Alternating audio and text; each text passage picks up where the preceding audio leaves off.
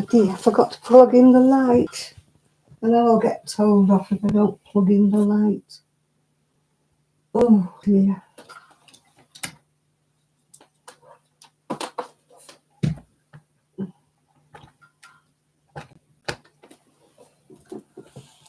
I just hope it doesn't knock my computer off plugging in the light.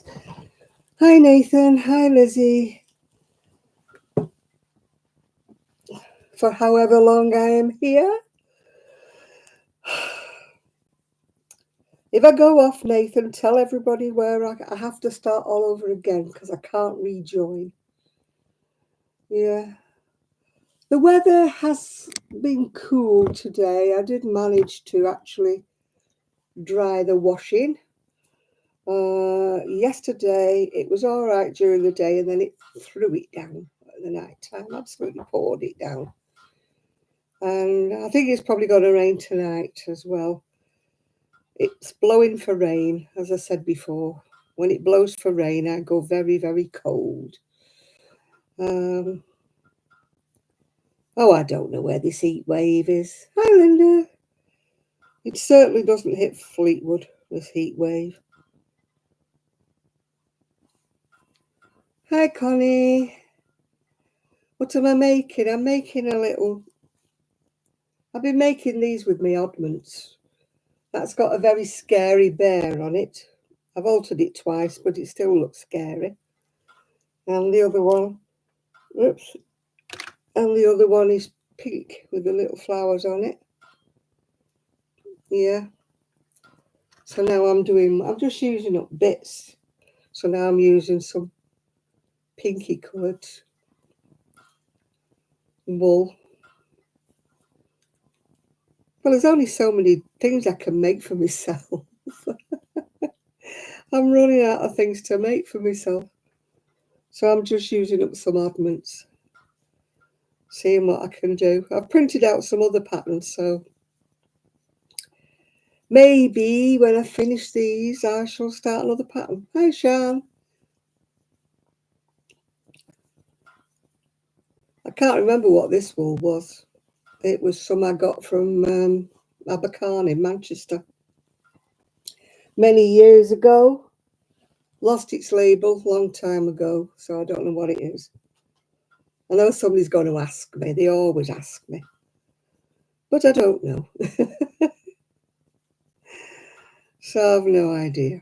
I don't think it's particularly babyish, but I've scaled the pattern up so that it's a bigger size, so it might fit a toddler. Who knows? Who knows? I've been asleep again this afternoon. I don't know what's wrong with me. I keep falling asleep all the time. Well, I've got the pain from my gallbladder, which isn't fun. You may have noticed the doors open because it's lovely and quiet because the dogs are in Scotland. Not on their own, I hasten to add. They are in Scotland with my son and daughter-in-law, so it's all nice and peaceful here. That's probably why I fell asleep, because it was lovely and peaceful. And I'm looking at the bags under my eyes. You'd think I'd had no sleep at all, wouldn't you? I don't normally have suitcases under my eyes, but I've got them now. They're really showing today.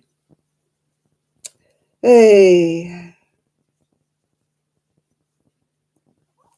I haven't took any painkillers, because when I take painkillers, I tend to nod off, so I didn't think you'd want me nodding off, yeah. I was going to make a video today showing I don't know what, but I was going to make a video. But instead I changed the bed and washed the bedding.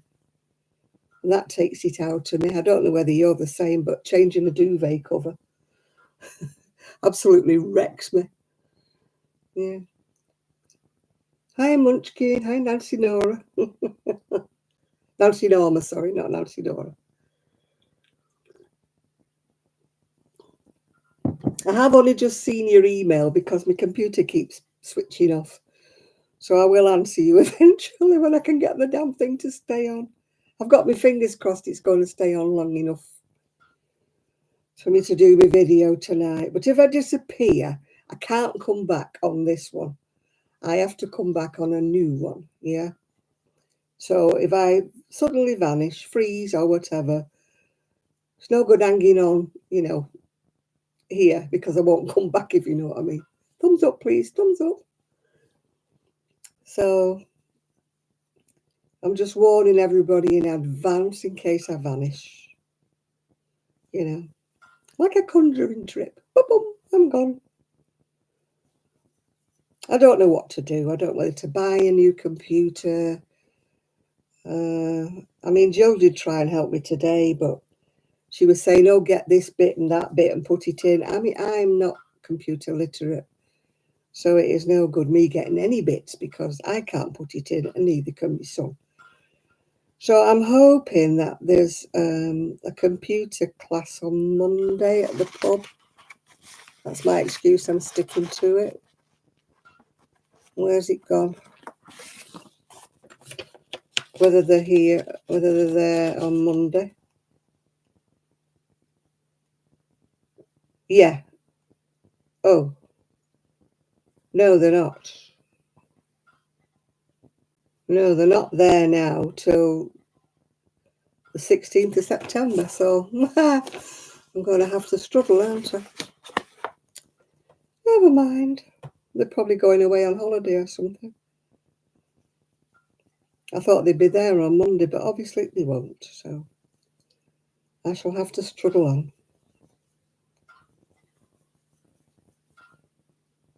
If I was mega rich, of course, I would be able to get a whole new setup, wouldn't I? So keep your fingers crossed for me. It's lottery night tonight. What the heck's going on with my hair? It's lottery night tonight. So I want to, you know, I want to be a big winner. Don't we all? Don't we all want to be big winners? What would we do with it all? I know what I would do. I'd go on a round the world cruise. Yeah, buy myself a lovely, lovely big bungalow with room, not room for a pony. You know, as Hyacinth Bouquet used to say. It's my sister with the swimming pool and room for a pony, yeah. You've just checked your numbers and it's not you. Well, it might be me then, Linda, if it's not you. I'm not checking my numbers. I just wait until they send me an email. Usually says, you have won a lucky dip. I get all excited. Oh, national lottery, yeah. You'd go on a very, very long... Oh, what would you want to move to Blackpool for, Linda? I'm not being funny, but somewhere nice. St Anne's, maybe. Oh, dear. I don't know where I would find a house, where I'd buy a house if I won. Somewhere where they're crafty. Somewhere where there's lots of craft place shops, workshops. Something like that is where I think I would like to be. You know, if I had all the money in the world, yeah. But seeing as I don't, yeah. The Vegas, oh, I hate Blackpool. I'm sorry, Linda. I know you like Blackpool, but I don't. I used to years ago when it was nice, but I'm not struck with it now. Yeah. Yeah, I used to go a lot when I was younger. When it was in its heyday, you know, before it got ruined. It's like everywhere. All these lovely places that we used to go to as kids. I mean, I believe Rill's absolutely awful now. All these beautiful towns that we all used to love, go to for holidays, and they're all down and out now. People say, oh, it's because people started going abroad, but I don't know it was altogether that. I think it's just nothing ever gets ploughed back into them. I mean, Fleetwood is on its backside. You know, that nobody ploughs any money into it. You know, the shops are all closing down, and, you know, there's not much for anybody to do except we've got a swimming pool, but that's about it, really. But it's the same in so many places, so many seaside places. I read about saying, oh gosh, it used to be lovely, it used to be beautiful, but look at it now. And you're thinking, oh gosh, why is it all so decrepit everywhere now? Yeah.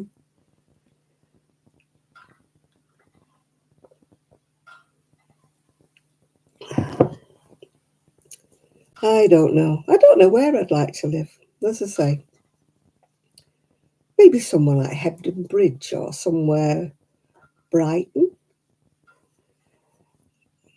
Glastonbury, you know, somewhere nice. I don't know. I mean, we'd all like to live in Miss Marple's village, wouldn't we? But being as there's never any bus services or any shops in these Miss Marple villages, I think I'd be a bit stuck. You know, you can't even get a loaf of bread in the corner shop because all the corner shops in the villages are shut. Half of them haven't even got a pub. You know, I don't know what it is. It's like the demise of everywhere these days. Everywhere you look, it's shabby. And, oh, you need transport to get any place and anywhere. Yeah, I'm not surprised, Linda. It's the same everywhere, isn't it? Everywhere's just being let, you know, let go kind of thing, let down.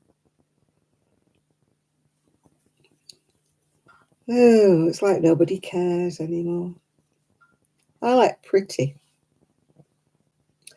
A pretty place or a seaside place that's got like a harbour with boats and things like that. You know, fishing boats coming and going, a nice little harbour. Yeah, where they film Midsummer Murders. And even where they film, what was it? Oh, gosh. Oh, that other one with that blonde woman in it. That looks like a lovely place to live, doesn't it? Oh, what's she called? It's a mystery thing. She's got blonde with a bob. No, not Doc Martin, no.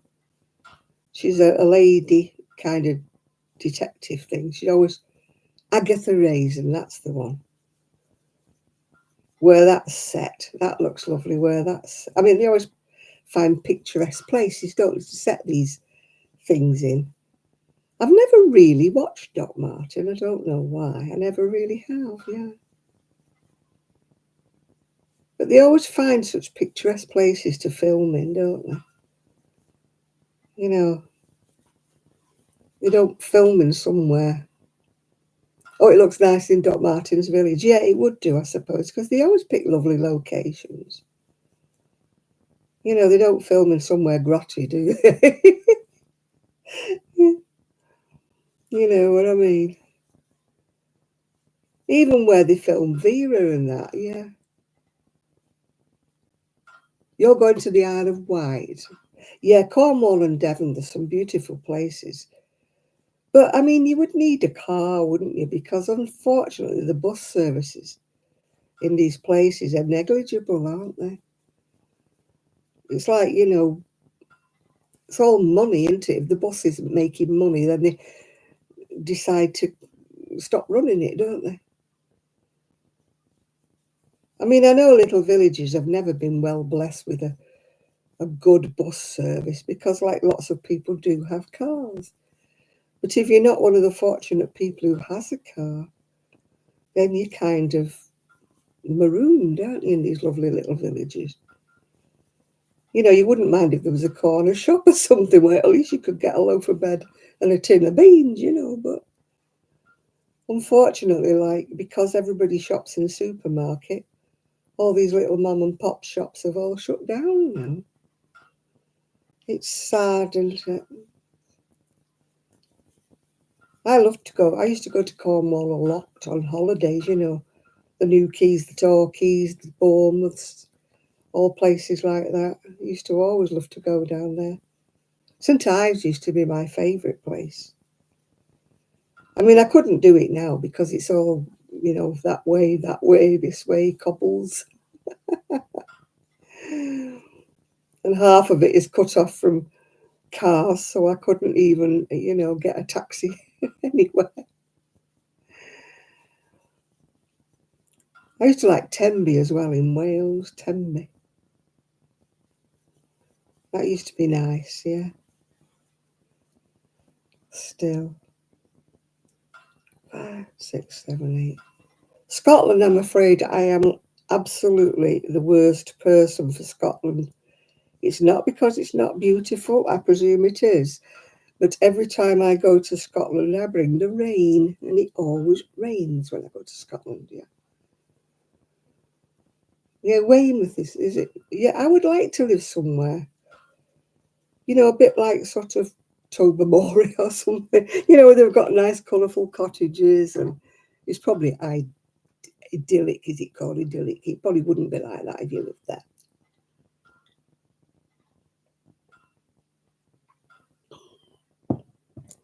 I always thought I wanted to live by the sea until I moved here. Here, the sea is pretty boring. Nothing happens. You don't see any ships or anything. You don't see any yachts unless you go actually out to like the little bit of a harbour. And even then, the yachts are moored up 90% of the time. They never seem to take to the waters. Yeah, I would like to, you know, be in a like a fishing village where you see fishing boats go out and come back in, or you see trips around the harbour, you know, for the tourists where they go and show you where the seals are and things like that. I know it would probably be pretty bleak in the winter months, but at least in the summer months there'd be something to look at. I like scenery, rocks, and you know where the waves crash on, not just waves coming in, waves going out, waves coming in, waves going out. Big flat expanse of nothingness. It's not very scenic here at all. Not scenic at all. Still, it knows how to rain in Tobermory. Oh, yeah. I bring the rain to Scotland. I always do. I don't know why it always rains when I go to Scotland. Everybody else says, oh, it's beautiful. Did you see the heather? Yes, I saw it through the rain. Did you see the deer? Yes, I saw them through the rain. I saw them through the windscreen wipers, yeah. Did you go to Loch Ness? Yes, I saw it through the rain, yeah. I don't know why. Hey, I don't know. Perhaps you took the rain to Spain. Yeah. Well, I just missed the rain. The last time I went to ski Athos, the week before, somebody who was living there said, oh my goodness me, it's going to be awful. Make sure you bring an umbrella and a raincoat because it's terrible. And then just before we were ready to take off, he said, oh, it's okay. The rain stopped now. It should be fine while you were there. And it was absolutely glorious. But apparently the week before, I was talking to the lady in the next apartment, and she'd been there the week before, and it was torrential rain. It nearly came into the apartment because then ground floor, you know, and there were some steps down to it, not up to it, down to it, yeah. So the week before, if I'd have gone, we could have been flooded out, you know, it could have been coming into the apartment. It could have been floating by in the bed, you know. But luckily, the sun came out when I was there. I've usually been pretty lucky when I've been abroad, actually. I've usually got the good weather. Um, the first time we went to Skiathos, though, we were early. It was like Easter time. And we did get really heavy wind. Not me personally. And I was on a yacht. If you've ever sailed a yacht in a force whatever gale, you don't know you've lived. Luckily, I'm a very good sailor, so the fact that it was tipped right over, it was a bit hairy, you know, because we had 2 children with us, mine and my friends, and they took the kids off the boat, actually. They took them onto the mothership because they were more experienced sailors. So just to be on the safe side, they took them on the mothership because we were sailing in a flotilla. And obviously the ones who were leading the flotilla were all very experienced sailors. So if anybody was going to tip over, it was one of us lot, you know, the novices. But we came through the gale. Yeah, it was fun. Not. But apart from that, it was fine. I always remember we went there at Easter, and they're very, very religious people in Greece. And they had this ceremony where they all light candles from the priest's candles. And it's supposed to be like, you know, to do good luck for the rest of the year. Because they're very superstitious people, you know, they've got eyes on the front of the boats and things like that.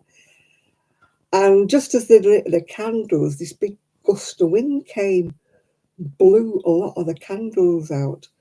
And I thought it was kind of funny because I didn't realise. And everybody else has gone, you know, because apparently it's a really bad omen, you know, for the rest of the year if your candle gets blown out. Yeah. Excuse me, there's 23 people in a 9 thumbs. Somebody's not. Somebody doesn't like me. Somebody's not giving me the thumb. You know, it's free to give me a thumb. Thank you. One person's just done it. Yeah, so I don't know how the rest of the year fared that year because it's quite a long time ago. It's 1980 something, I think we went. But apparently it was very bad omen that the candles got blown out, yeah. Well, I changed the bed today, so that was probably why I was tired, probably why I went to sleep. Wrestling with a duvet cover when you've got a bad back is not fun. Let me see how many rows I need to do. I think I need to do 10. How many have I done? 1, 2, 3, 4, 5, 6, 7, 8, 9. One more. One more.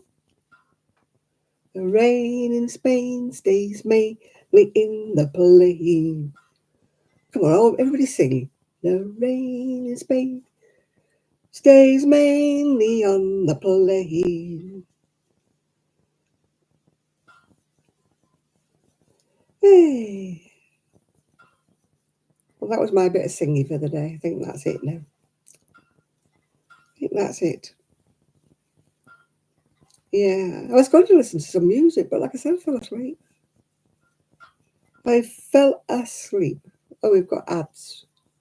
Sorry about this, people. I wish I got paid for these ads. I maybe get about a penny or something.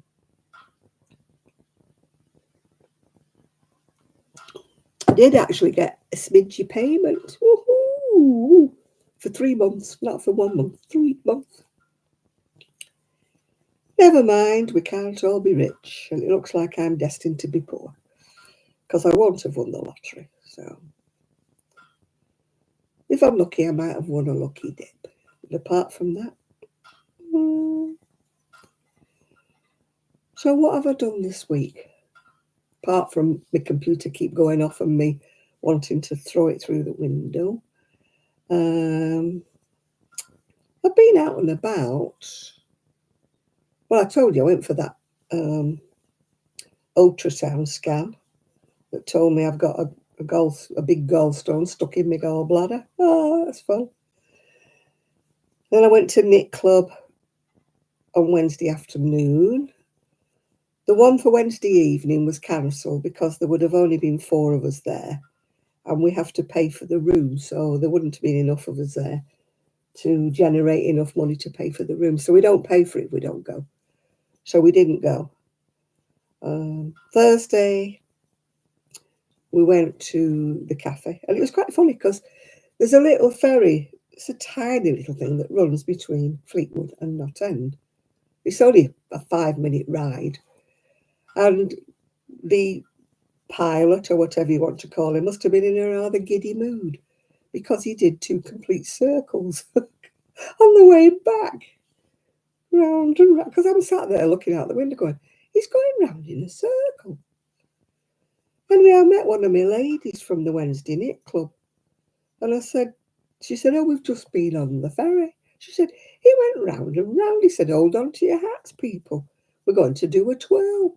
And he did 2 twirls. I thought he was in trouble. I thought, what's he doing going round? Oh, you're playing as a tune, are you, Connie? The rain is pain. It's a pity they don't let us have music, isn't it? And we could have a karaoke night, you know. But then that would just be me singing, so it wouldn't be much fun, would it? Although you could all sing in your own little houses, couldn't it? It's just a pity I wouldn't be able to hear you.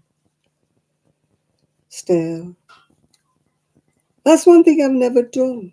I've never stood up in public and done a karaoke. Have any of you?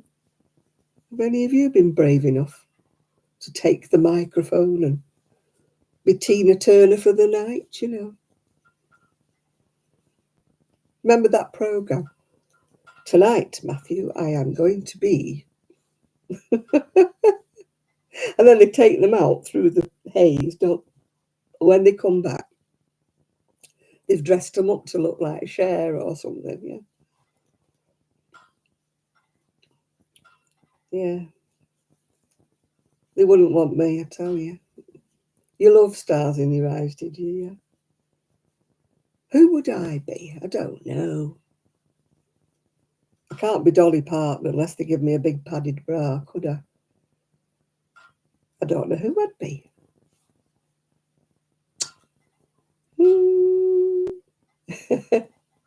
Sung in the key of a bitter ex-wife. Yeah, yeah.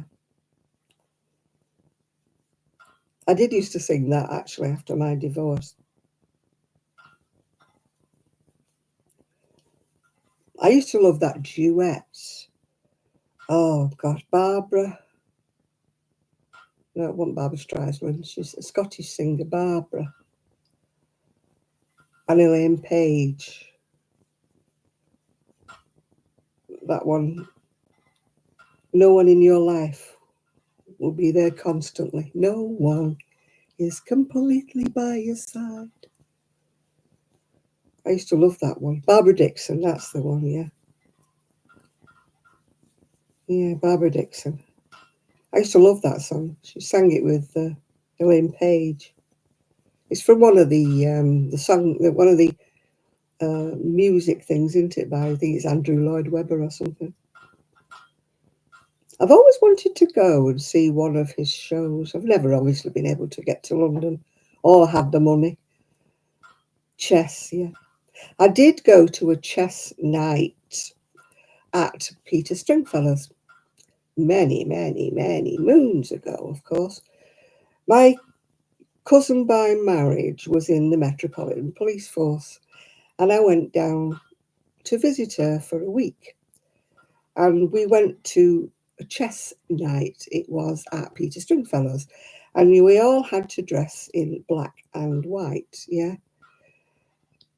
Yeah, we'd be like the Cat's Chorus, wouldn't we, Connie? Yeah. And we went to Peter Stringfellow's. Expensive isn't a word. Yeah, we wandered round all night nursing one drink because we couldn't afford another one.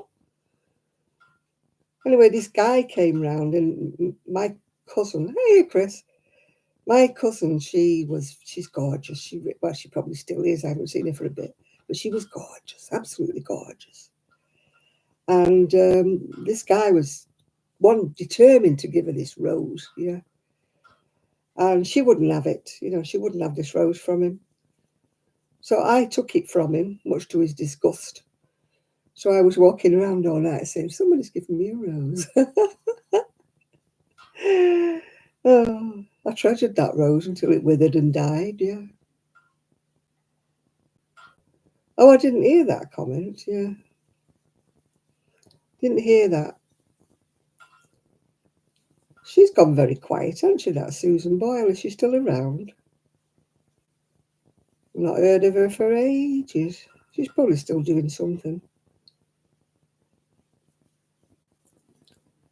probably on the wheel tappers and shunters, isn't she, or something?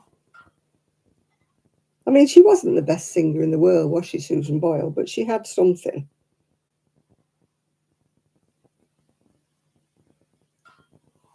Yeah. I always thought Elaine Page sounded like she was singing down her nose all the time. Yeah, you know, I don't know why. Hey, Kaz. Hey, where have you been? Hey.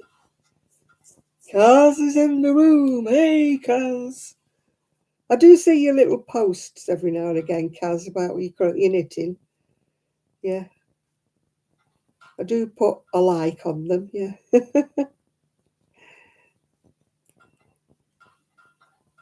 Yeah. Da da da da da. We've got Kaz. Da da da da da.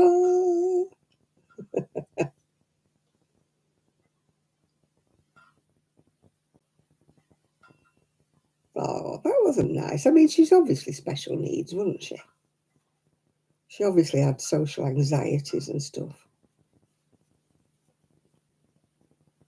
I mean, I don't know what Elaine Page was like personally, because I never really followed her. I just liked her when she was singing in the, things like chess and stuff like that. But I never really knew much about her. But I always thought she sang down her nose, like she's nasally. Like she needed her adenoids taken out, yeah.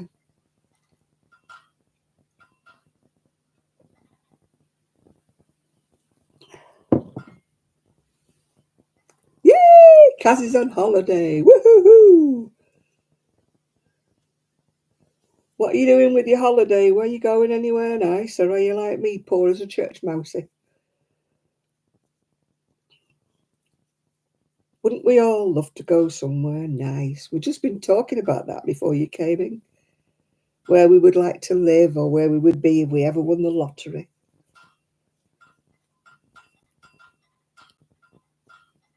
The most I can hope for is I have booked a day trip to Southport, would you believe, of all places, in September with the girls from the knit club. We're going to Southport in September for the day. That'll be my holiday this year. A day out in Southport. Not exactly the swinging metropolis, although we shouldn't joke about it with what's happened recently. Hopefully it will all be settled by then.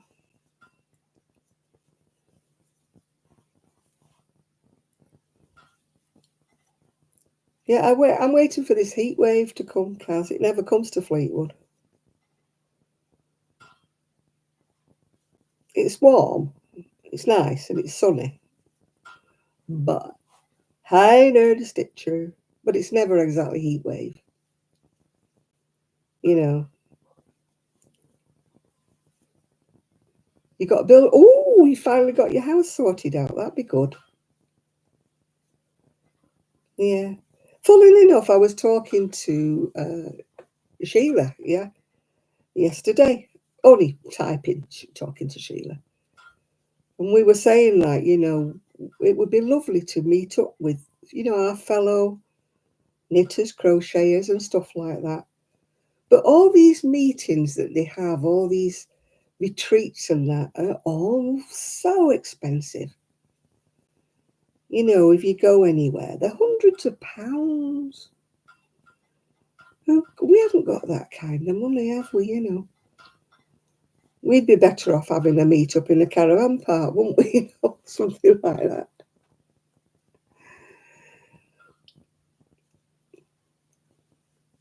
Yeah, I saw her. I saw her that night. I did actually watch it that night, yeah. It's not been that warm here. Either that or it's me that doesn't feel the heat. I wish I could say it's been a heat wave. I wish I could.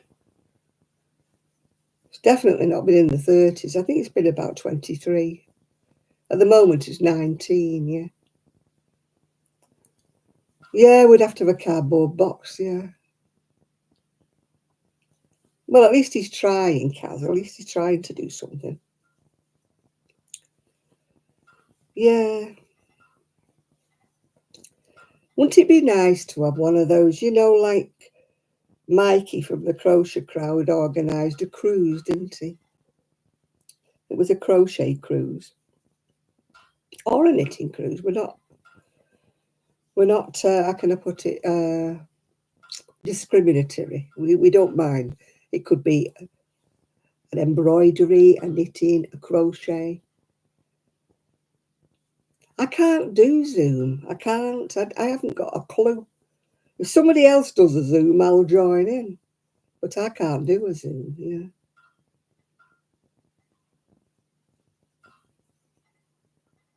Oh, we never have things like that. I'm too near the sea. It blows everything away.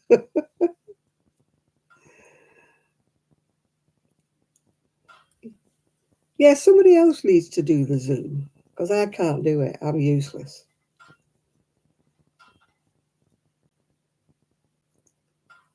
Yeah, well, all the heat is down south. Don't forget I'm up north. So we don't get that hot here, especially being by the sea. The wind blows the heat away before it. But I'm cold all the time. I think I said in my last video, I never sweat. I just don't.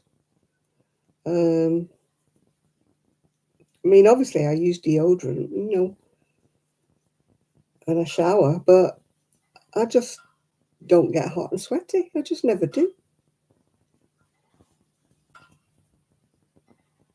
You're sick of sweat? I wish I could sweat. It would be nice to have a sweat.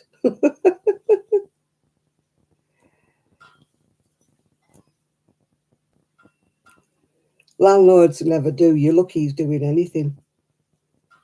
You know, I know so many people whose landlords won't do a thing. You know, they do the bare essentials, yeah. With a bit of luck, he'll get his work checked, so he'll have to do it nicely. Otherwise, he won't get it passed. So, you mow when it's cold, unless you're one of those kind of people who likes it cold. And I was watching, what's she called? Ali, saying she loves the winter. And I'm thinking, are you mad? Are you mad? You like the cold? I certainly don't, yeah.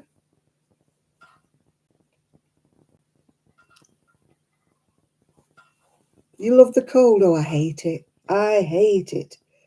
All my arthritis freezes up and kicks up. I'm in pain all the time when it's cold. You've obviously not got a bad arthritis then, you two.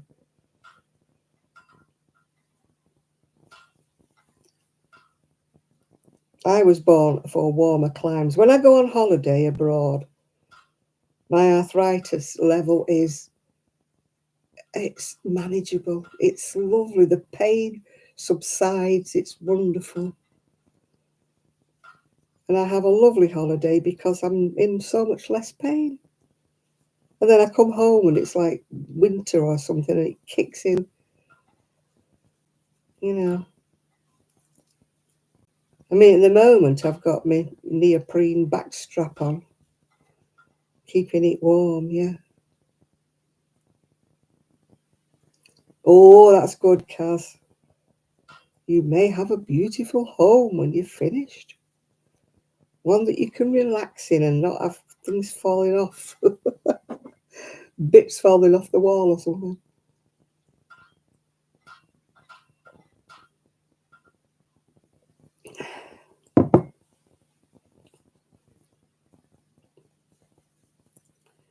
Yeah. I had a lady on my last video asking me would I do, say how I made my throw. I thought, well, it's just granny squares. I don't do tutorials, as you know, because I don't have the right camera equipment. But everybody knows how to do a granny square, and if you don't, there's like 3 million kind of videos on YouTube on how to do a granny square. If I ever made one, it'd be like teaching your grandma to suck eggs, wouldn't it? You know, there's so much choice, isn't there, out there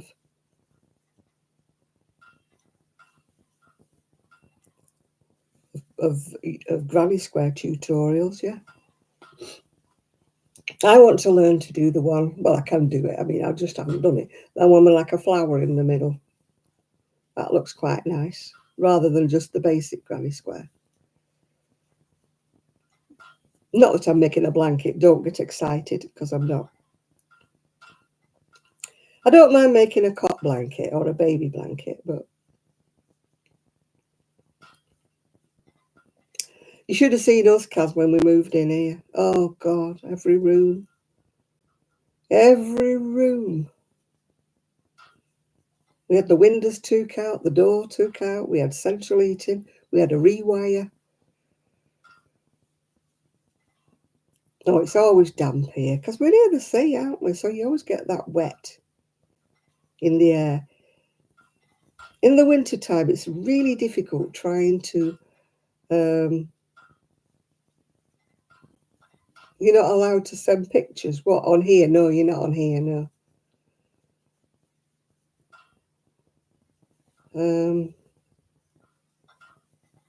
What was I saying then? Can't remember now, forgot already.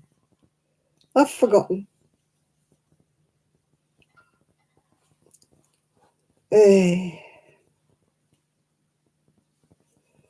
Yeah, we had central heating, we had a rewire. We had a kitchen refit. We had no kitchen. We had a tapping hanging over in the wall. We were washing up in the bathroom. It was great. We lived on takeaways and microwave. The microwave was in the lounge. Oh, it was fabulous. I wouldn't like to live through that again.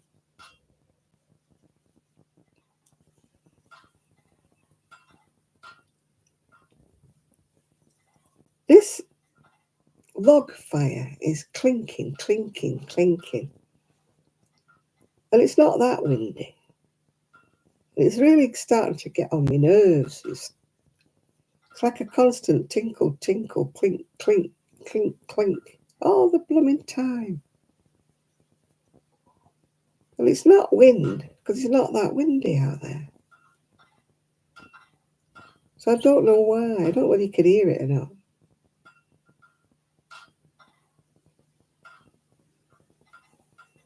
It's like constant tapping, tapping, tapping. Really irritating. I'd rather have a ticking clock, because at least that's rhythmical. Rhythmic.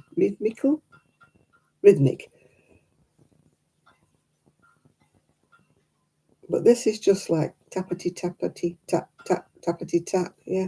It's very annoying. So wonder Shad doesn't complain about it, isn't it? Yeah, it's me. Oh yeah, you see, it's me log fire tapping all the time, and it's empty because it's been cleaned out, you know, ready for the winter. All been cleaned out and swept out. So I don't know what's rattling. Something rattles all the time. And we've now got a squeak, would you believe, in the lino in the kitchen. When you walk over it, it goes vrrr. I love a ticking clock. I've got one next to my bed. The one that Shad hates. I found it. And I go to sleep with it in my ear. It's not rhythmic. If it was a ticking, like a rhythmic. But I don't know why it does it. I don't know what rattles. I'm going to ask my son to have a look at it, because it's driving me nutty. If it's something loose, you know, wedge it with a piece of paper or wood or something. It's not the door, because the door's shut.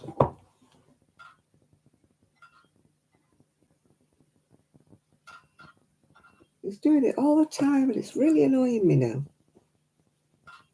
But my son's a bit deaf, actually, so he doesn't hear things.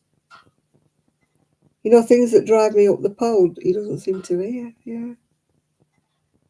No, it's not the fan. The fan's not moving. It's something inside the actual fire, whether it's the grate that rattles or something. But it's constant all the time, all day long. It's rattle, rattle, rattle. And it's not as if it's windy, because it's not. Yeah, what kind of an edging shall I put on this?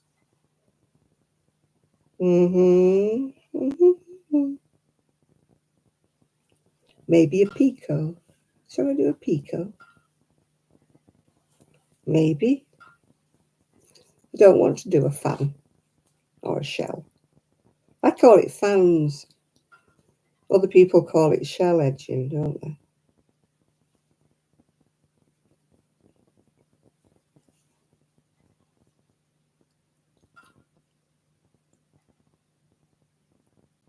Oh, your rubbish or other people's rubbish, Kaz.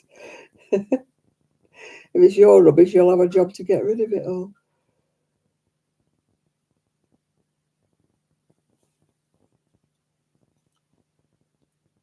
We're lucky here because we've only been here 3 years. We haven't accumulated any rubbish. Although my son would probably say all my wool in the shed is rubbish, but that's another story.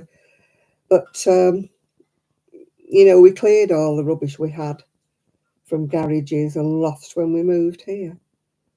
So we started, if you know what I mean, with a clean slate. So, you know, we don't have piles of rubbish anywhere. And we got rid of all the household rubble, you know, that you get when you're doing renovations. We got rid of all of that years back. We took it to the tip, and then we hired a bloke that came and took it all away.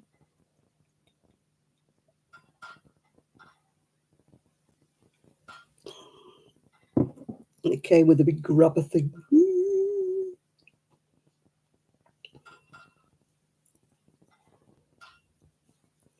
It's fascinating watching them doing the seafront. You're downsizing. I downsized. I lost so much of my stuff.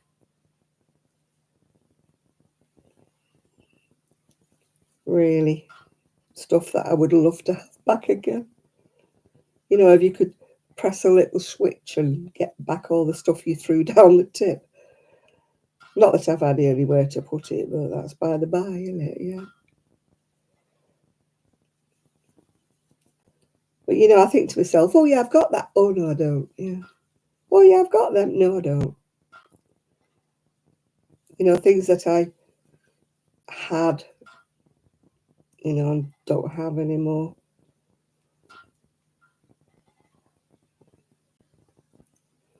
You want to upsize? Yeah, I want to upsize. I'd love a craft room. I don't mean a shed. My shed's not conducive to being a craft room. It's a shed.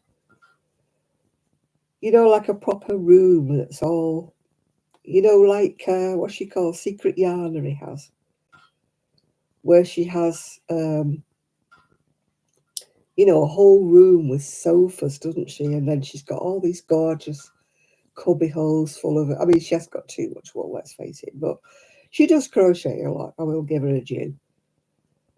I wouldn't want that much wool. But I would love like that kind of space, you know, like the sofa and the TV and all my wool all surrounding me. Yeah, I'll move in with you, Kaz.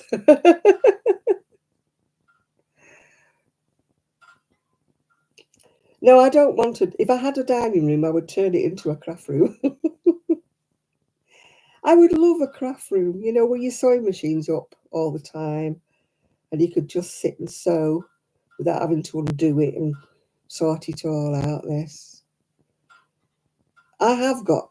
Well, when you get to my age, you know, I really do have too much wool, and even though it's only half of what I used to have, because as you know, I'm not buying any unless I really need it for something. I mean, at one time I would see something pretty and think, oh, I'm having that. Oh, yeah, I'll have that. But circumstances change and my money's not the same as it. I don't have spare money like I used to have. Also, I'm not earning money by selling things like I used to. So I don't have this sort of disposable capital that I used to have where I could visit Ice Yarn and say, oh yeah, I'll have that. That's pretty. I'll have some of that.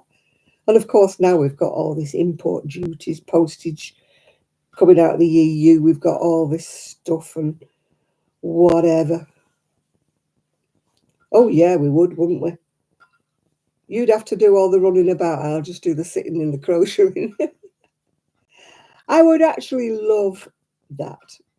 I would love to have a business partner who dealt with all that side of things. And I just sat and did the crochet, yeah? And somebody else did all the admin, you know? All the web pages and the taking of the photographs and all that jazz, yeah? I need a business partner. But, you know, that will never happen. I need a sweet young thing that looks gorgeous and everything I crochet. And she goes on TikTok going, so it doesn't look like some old codger in the corners crocheted it, you know. It looks like the sweet young thing who's modelling it's done it, yeah. That's what I would love, yeah. Because if you look at all the ones who are selling scrunchies and stuff like that, oh God, you can't make a living out of it, Kaz. You cannot. I've tried. Well, not making a living. I've tried making pin money and it just doesn't work, yeah. It helped my pension along, it really did. But I could have never said I could make a living and keep myself with what I earned crocheting. You can't. People are not prepared to pay anymore. If you get into the business, oh, what was I looking at? One of you sent me a picture.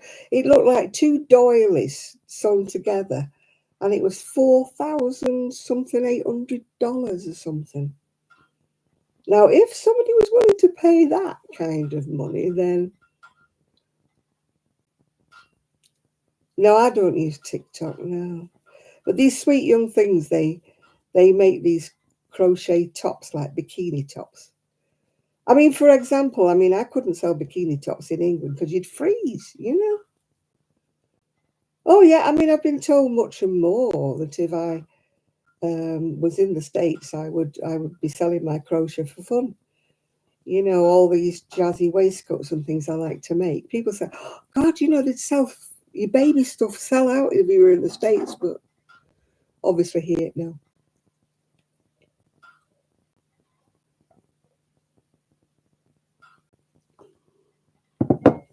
I would love to turn the clock back and crochet dresses for a boutique like I used to do, when they used to be fashionable to wear these little crochet mini dresses and little crochet shorts and things. And I used to, crochet for him. Yeah, I've got so many shawls in my shed that I wish I could sell. But hey ho, if you don't have a web page, Janet, and you don't take any pictures of them, Janet, then you will not sell them, will you, Janet? Yeah. I've got lazy-itis. This is what I said. I need a business manager or somebody with a taser, you know, that goes, Janet, zzz, get up in the morning, zzz, take some photographs. Zzz. I will never make a fortune sitting here whining about it. If I could sell what I had in my shed, there'd be a few £100 there, you know. That would take me on a holiday, wouldn't it, if I could sell them all? But I've never been able to persuade anybody to be my business manager. Yeah. Nobody lives close to me. Nobody ever. I tried my best to get a fashion student when I lived in Manchester. I said I would teach them how to knit, crochet, and at the time use my knitting machine because I had two of them. Could I get anybody interested? No, I couldn't. I wanted their fashion expertise and their knowledge of computers and stuff to, well, I've got a YouTube, but at the moment, another reason, it's my excuse in my head, why I've not done like the Ko-fi or anything like that, is because my computer keeps going off. So just say, for example, I did have something and I did sell it. I wouldn't even know if it had sold because I couldn't get on my computer to find out if I had a sale, yeah, or who it was being sold to. Because my phone, I can't read emails on my phone for some strange reason. I've only got a boxy phone. It's not a whatever, yeah. Oh, I see people in the States selling stuff that I make that I can't get a tenner for over here. Selling the exact same thing, and I'm not being big-headed here. And they're selling them like for $30, $40, yeah. And they're selling them because I look on the Etsy to see what the sales are. I mean, it's all right advertising if they don't sell, but I always look at the sales to see whether they are selling, and they are. I watch a young lass in America, and she's selling those scrunchies, you know, made with plushy yarn, and she sells them for $18 for two, and it takes her 5 minutes to make them. And she makes those like what she calls bandanas. It's like a triangle that you tie around. She sells everything she makes. You know, the minute she makes anything and she says, right, I finished it now, I'm going to put it on my channel. Next minute, she's packing them all up and sending them off because she sold them all. And I'm like, I couldn't sell scrunchies two for £1 when I had my craft stall. $18 she sells them for two. And it's just one row of this plushy stuff round an elastic, yeah. And she sells them for $18 for two. I don't know whether that includes the postage or what. But, and I mean, it takes her about 5 minutes to make one. She churns them out like toffees, you know, and every time she makes anything, she's then doing a video showing her parceling everything up and taking them to the post office. I weighed up one time, she'd spent $31 on some yarn at whatever she'd been to, Joann's or somebody. Yeah, that's the one, yeah. And I reckoned up what she'd sold, and she must have made 200 and something dollars from that $31 she'd spent. And I'm thinking, I could do with that. I could do that sort of thing. But you see, I'm not young and trendy, so if I made them, yeah, that's the one, yeah. I'm just envious of her. Envious of her, yeah. But hey ho, it will never be, yeah.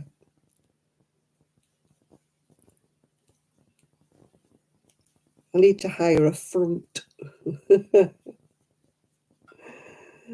Oh, you kind of get yourself, you're in a groove, aren't you? That my subscribers, lovely as they all are all older people. And older people don't wear bikini tops and scrunchies in their hair, you know? Or bandanas, yeah. Yeah. And the weather around here wouldn't encourage you to wear a bikini top, would it? Yeah. I haven't seen many people in Fleetwood wearing a bikini top.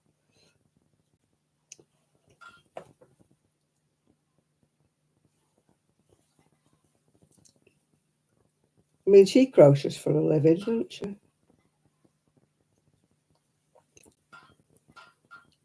I never worked out whether her boyfriend works or not. He always seems to be there with her, doesn't he?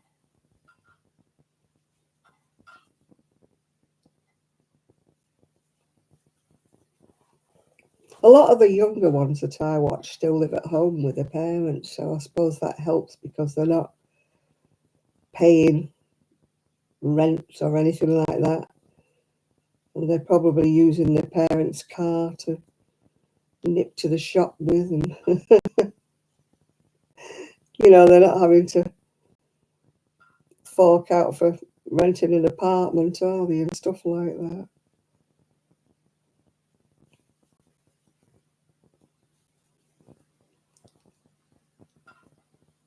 But still,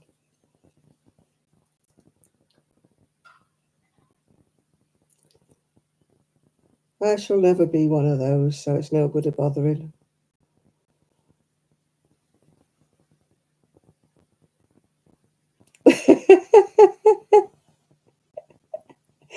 You live where it's warm.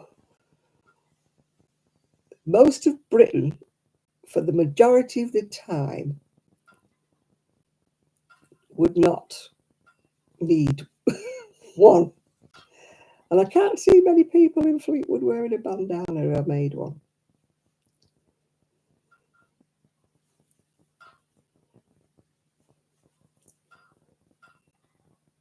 I don't think I ever wore a bandana when I was younger. I need to make an effort, though. I need a cattle prod. You're right, Nathan. I need a cattle prod. I need an electric taser to get me moving, to make me do things instead of just talking about them. I've said before in my videos, I'm a very good procrastinator. All the things I say I will do, I don't do. Yeah. Yeah, I think we're too fond of sitting on our bottoms, aren't we, Nathan? Saying, oh yeah, I'll do that tomorrow. That's my motto. Why do it today when you can put it off to tomorrow? But the trouble is tomorrow never comes, yeah? You've got wild curly long hair. I've got thin, weedy little hair, yeah. Nudist. Oh, God. I'd have goose pimples like golf balls if I was a nudist. Perhaps they have very high heating bills. My ex-husband used to work with a bloke that was a nudist. He got in trouble with the police. They told him they didn't mind him being a nudist, but he had to keep his curtains drawn at the front where people were walking past.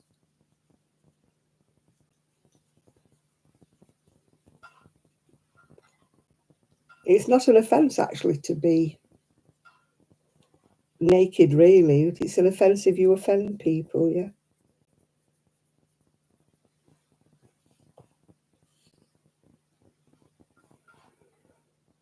You know, I couldn't be a nudist. I've got too many wobbly bits. I did know somebody who was a nudist, and he said, look, we don't look at things like that. You just want to be naked. People are all shapes and sizes. I said, yeah, but, I couldn't do it. I'd be too self-conscious. Even if everybody around me was naked, I still would be too self-conscious. I couldn't do it. I'd be like, oh, no, people are looking at me. And they probably wouldn't be. It's in your head, isn't it, But I'd be thinking, oh, they're looking at me fat bits. They're looking at my belly. They're looking at this. They're looking at that. I'd be far too self-conscious to ever do that.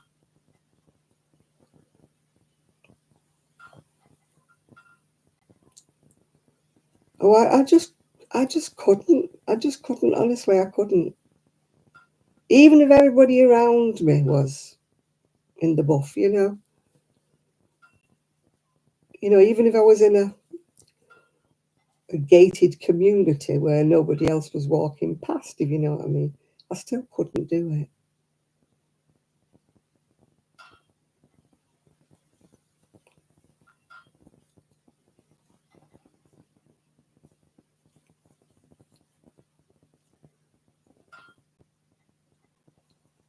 I did go topless when I was young, you know, on the beach, but then everybody was doing it back then. But I was much younger and a lot slimmer. But it was only when I was on the beach. If I went to the beach cafe or anything like that, I covered up. I used to put my top on to do that, yeah.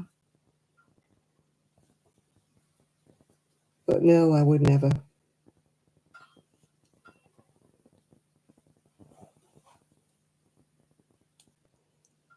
No, I'm afraid I'm too self-conscious to do anything like that. I don't mind people looking if they're admiring what I'm wearing, you know, but I don't want people looking on.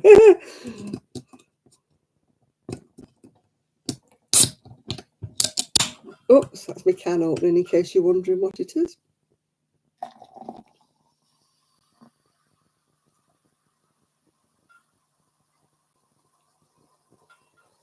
Oh, I wouldn't do that even in the garden. There's too many people overlooking here.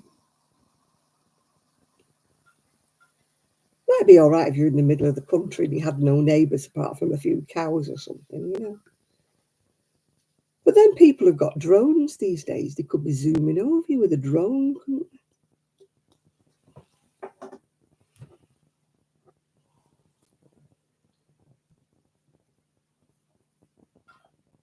I've got weedy hair that's dropping out, that's going shorter and shorter because it's dropping out.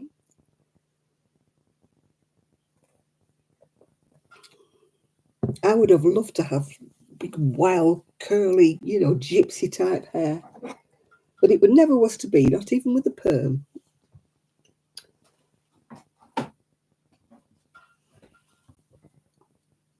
Wow, £26. I've put a bit of mine back on. I think I told you I lost £9 in 1 week, which wasn't good. But I've put about 3 or 4 of them back on, yeah. Oh dear, no. Oh, you wouldn't get me. Funny enough, my niece was talking about that, you know, going in one of these flats, you know, where you have communal living. I went, oh God, no. I said I would hate that. I would hate the idea of that. You know, where you have a TV room and they play bingo or something like that. And, oh, no. She goes, well, you'd have people around you. I went, no. I'm too much of a snob.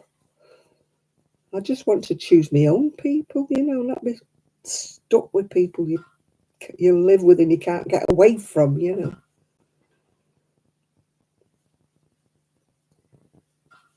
That would be my idea of hell, you know.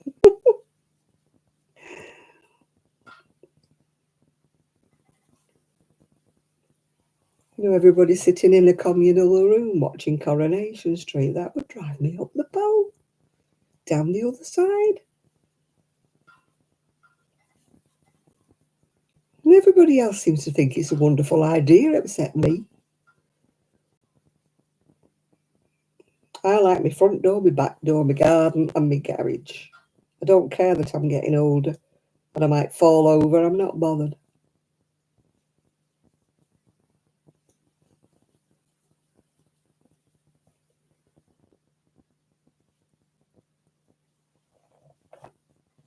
I'd have to be totally incapable before I went in one of them homes, yeah.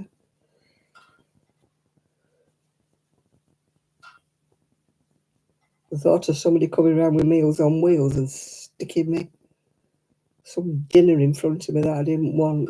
Oh, no.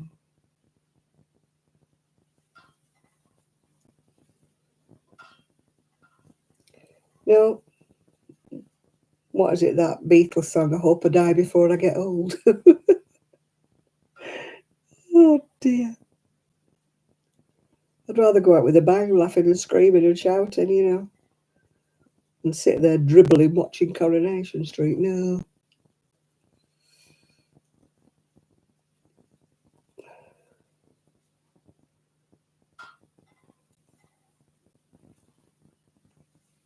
I'm not a fan of soaps, as you probably gathered, yeah. Reality shows, no. Soaps, no. Quiz games, no. I know I'm odd. I don't like what everybody else seems to like, yeah. I'm a rarity. I'm an oddity.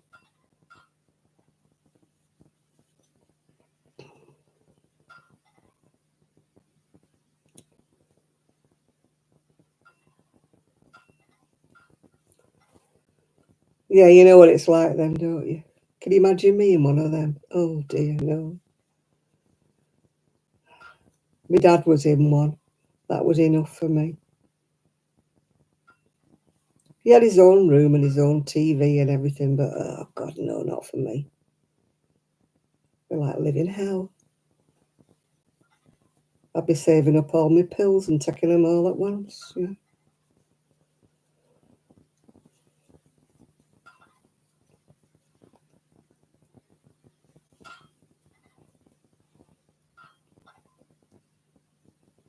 Oh, got an itchy nose. I'm not itching up my nose. I'm itching my nose, yeah. Oh, I know. If you have enough money, you know, like when they cost thousands a week, it's like a posh hotel. But the majority of them are not. You'd be better off in a hotel, wouldn't you, really, you know? I mean, where my dad was, they didn't really even kind of try. You know, they weren't nice. And yeah, and we were paying through the nose for it, and he wasn't getting the care. You know, if people don't make a fuss and don't complain, they just leave them in the room and stick them there and leave them.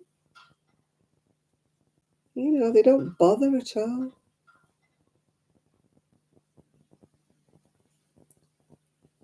He was always wearing somebody else's clothes when we went there.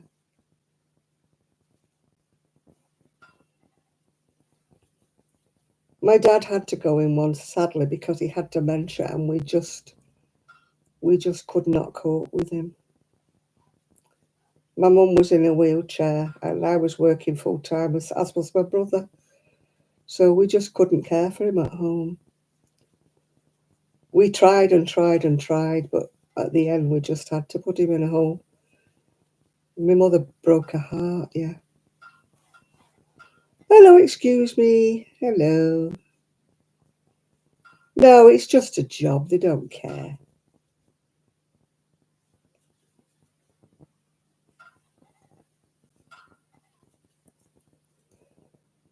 My aunt died of dehydration because nobody was giving her. They were just dumping a cup of tea next to her and stuff, and she couldn't reach it. So she didn't. She couldn't reach her drink, so she died of dehydration. And the number of times we went to see her, and she was lay there in her bed, and she was soaking wet through. And it wasn't just wet through; she'd been there for a long time, lying in it. She had bed sores. She had everything. No, they don't come, Nathan. They're too busy nattering. That's what we used to find. They'd be in a little room having a cup of tea and nobody ever came. Never checked on them. Never saw that they were all right. Same with my aunt. Nobody came to change her bedding or anything. We used to try to go in, you know, each day as much as we could to make sure she got a drink because they weren't giving her a drink. They were just putting it by the side of her bed, which she couldn't reach it. And she'd press the buzzer, you know, for the bedpan because she wasn't incontinent or anything like that. She would press the buzzer lights for them to take her to the toilet, and they never came. And she'd hang on and hang on and hang on until she wet herself. And then they said, "Oh, she's incontinent." We said, "She's not incontinent. It's just that you don't come." "Oh, we're short staffed," or "Oh, we're this." And they'd be laughing and giggling. And having a conversation in their little room, and they wouldn't come out.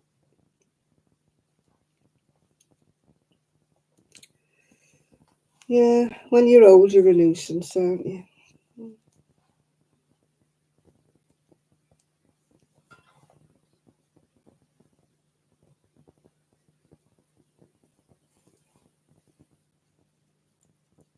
Yeah, they don't pay them, and yet the money that they're getting, for each person, and yet it never gets spent on hiring the right staff. There's a nursing home around the corner from here, and they take the residents out in their wheelchairs, and they're the most tiny little Filipino nurses trying to push these patients in wheelchairs up the slope to the beach. They're that tiny, they haven't got the strength to push these people up the hill. But they probably get told, don't they? Put so-and-so in a wheelchair and put them out. Go to the seaside with them, go to the beach with them or something.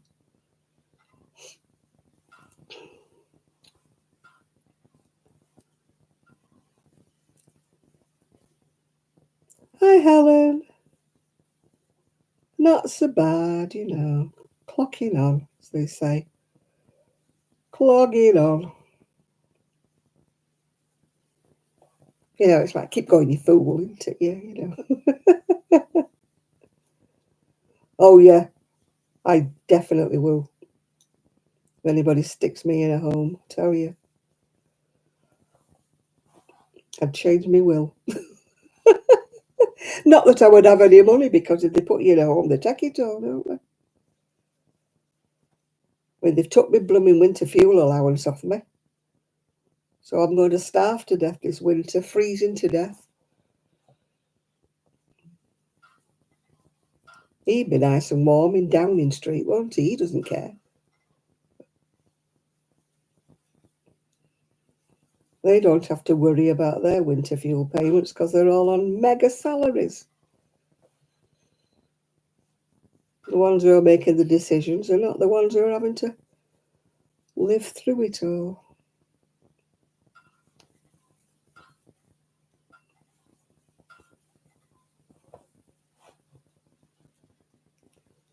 Yeah, Kaz is the sometimes here, sometimes not member of our club. Oh dear.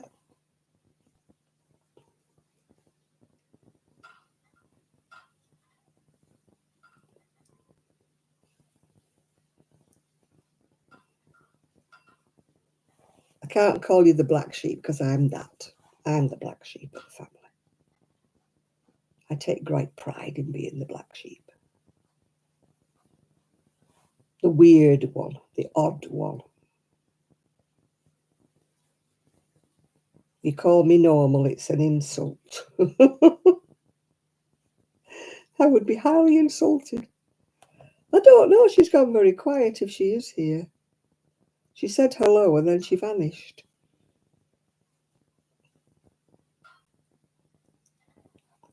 She's like Chris. Chris says hello and vanishes.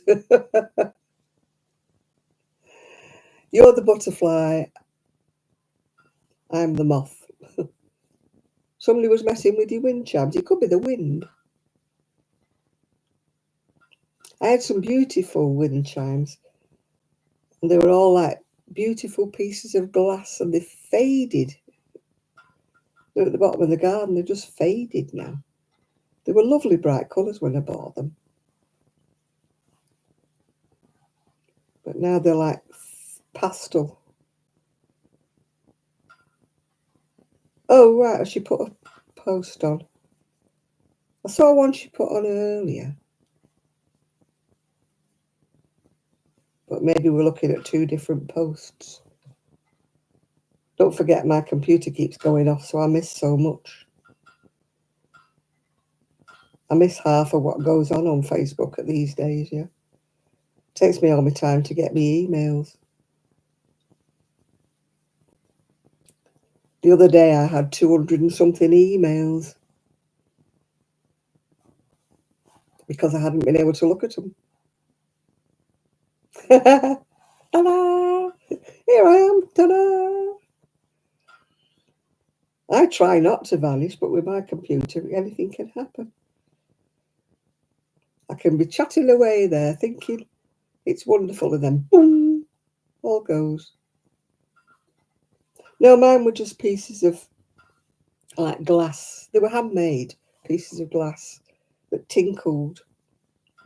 I had them when I lived in Prestwich, but they've faded here. They're just not vibrant anymore.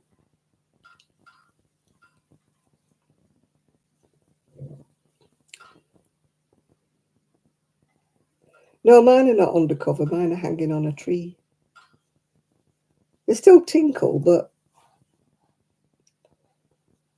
I don't hear them really because they're at the far end of the garden. No doubt they would drive Shad mad. Have you heard them? Oh, I remember one of my neighbours had some. They were like bells, and they sounded nice for a while, but after a while, oh boy, did they get on your nerves. They would tinkle, tinkle, tinkle, tinkle, tinkle all the blooming time.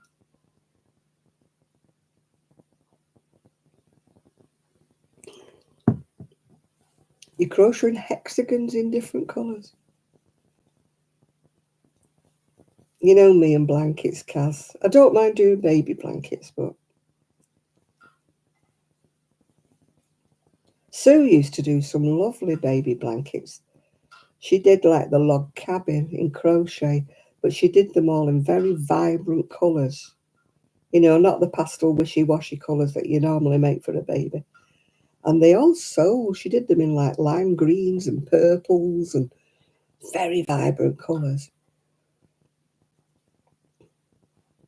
And everyone she made sold. She made a beautiful one in all pinks and purples. That was lovely. But I liked the lime green. Lime green, I think it was purple or maroon, I can't remember. They were lovely. Maybe I should make some of those. I don't mind making baby blankets, but... Well, they would have been stroke lap blankets, wouldn't they? But no, you wouldn't get me to make it. I mean, somebody asked me on my last video, would I do a tutorial on that wishy-washy pink granny square thing that's behind me on the chair? And I'm like, no.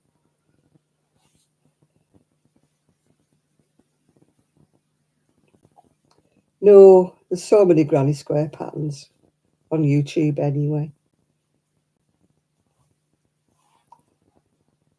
I always get comments when I crochet in public, mostly people saying, what are you knitting? I just wish they'd get the hang of one hook is crochet, 2 needles is knitting. But they always say, what are you knitting? And I say, I'm crocheting. You're making a blanket? No. Why does everybody think when you crochet you're making a damn blanket?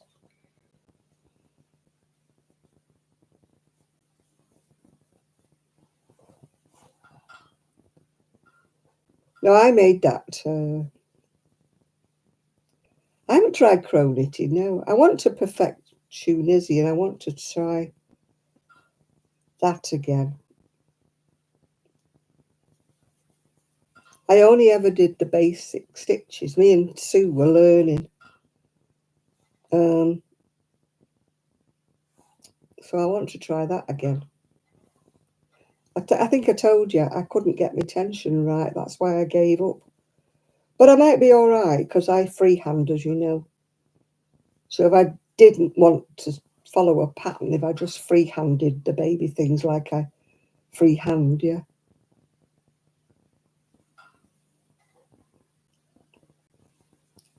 My aim was to go on the seafront here and crochet in the sun and watch the sea. But it's never been nice enough this last couple of years.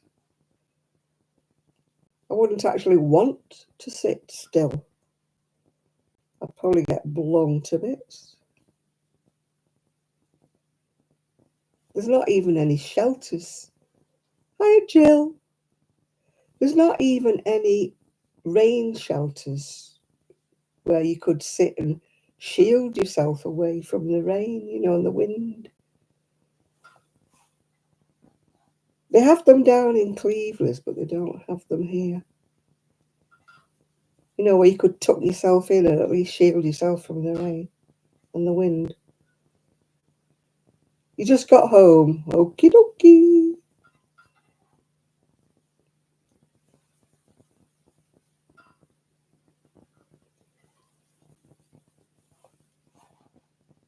Yeah, it would be nice, you know. At least it would break the wind, wouldn't it, if you were sat somewhere. I mean, I know I've got my scooter with the top on, but I don't want to roll the sides down, do I? In any case, it'd probably blow me in the sea.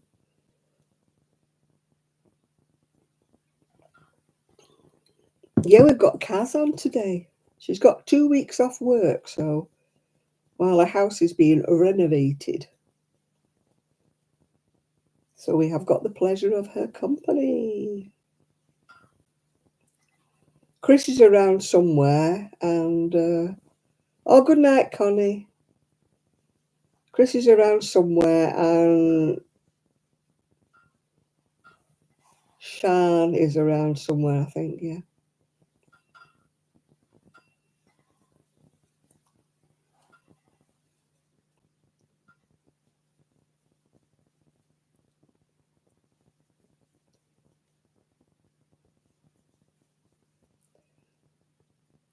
Does floozy still have the same meaning in the US as it does in the UK? I would like to know.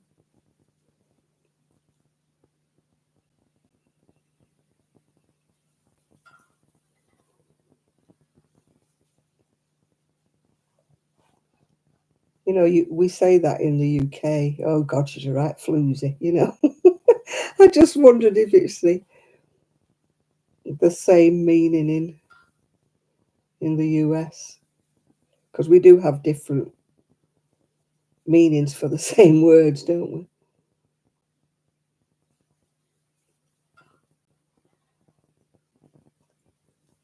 Do you think so? Yeah.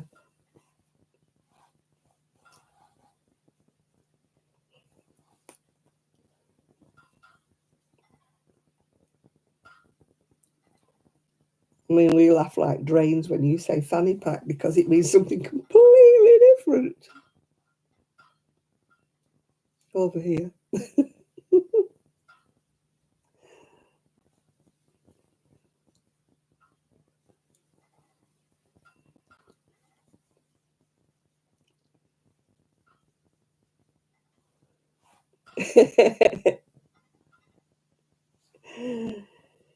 Hello, Granny D. How are you? How are you doing?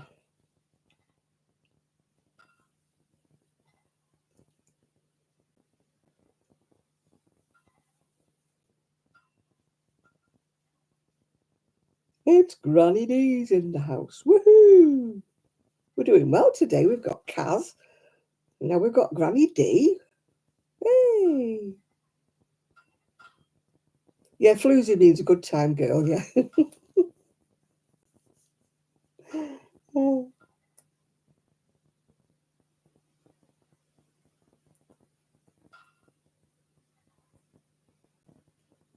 Floozy in the jacuzzi. Oh, I like that, yeah.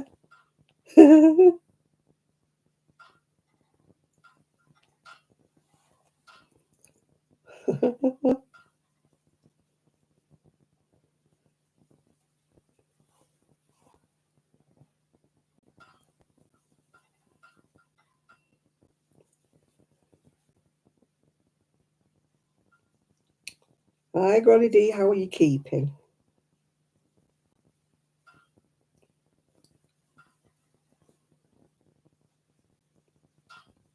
Have I got it wrong, or is it you that's not been very well?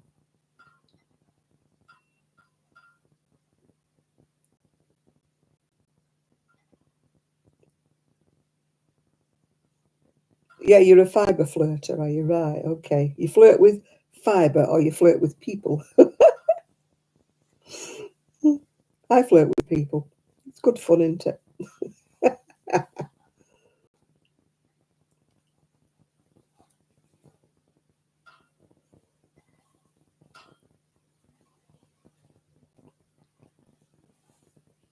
Oh, I've got an itchy nose.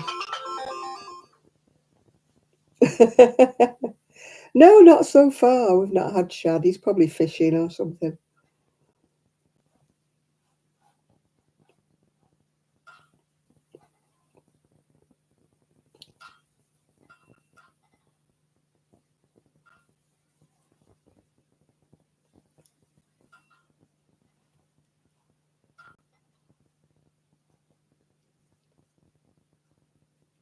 I'm a flirt, yeah.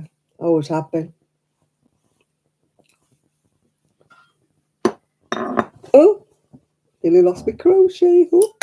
I don't do it intentionally. I think I just a natural wall flirt, yeah.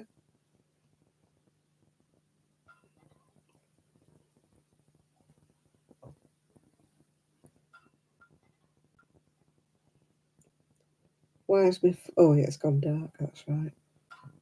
Am I missing anything?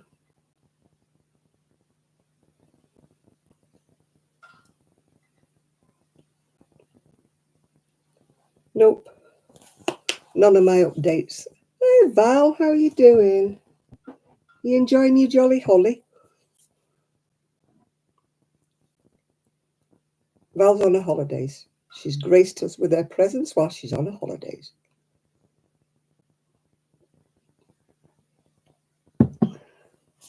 How's the weather been? We had terrible rain yesterday, last night. It was all right most of the day. But then torrential rain after about 4 o'clock, 5 o'clock, yeah. You're going to make a taco. I'm going to have some crisps, or chips as you call them in America. But I am having the reduced fat ones, because my gallbladder doesn't like fat. And at the moment it's not. It's just... When I've eaten these, it might go again. One never knows.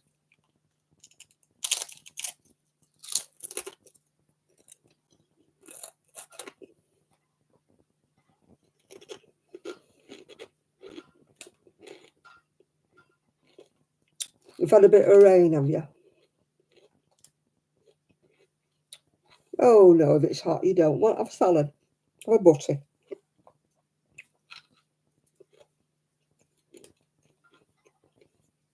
Have a sandwich.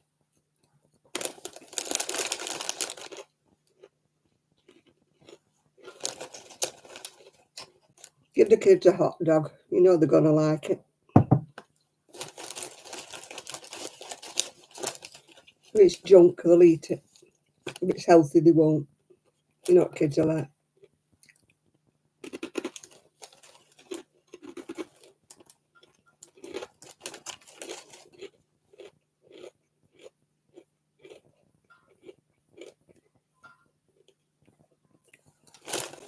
I have to be in the mood for ice cream.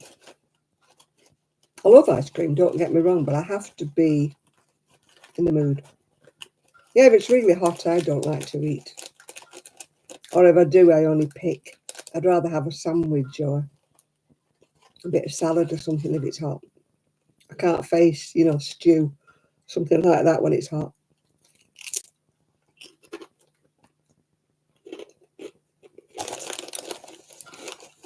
I had a baked potato today for my tea.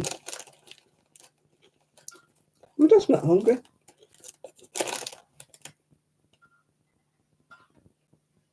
I've got an itchy nose. I don't usually suffer with allergies, so I don't know why I've got an itchy nose. Oh, I've got a red beak now. Goes with my baggy eyes.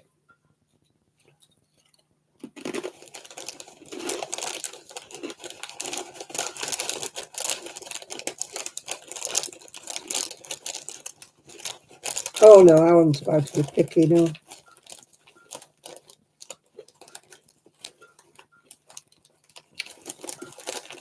You either ate it or you didn't. And you didn't get any second choices and you didn't get anything extra. Kids today are ruined, aren't they? What do you want for your tea, love? Not ask them. You know what they're going to say, don't you? Hey, Dottie.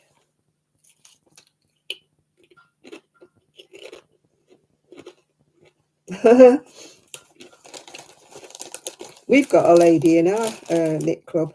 Well, we've got one knit club. She's 93 or 4. And one at this knit club. She's 92, I think. I think Alice is 92. I know Val will know, yeah.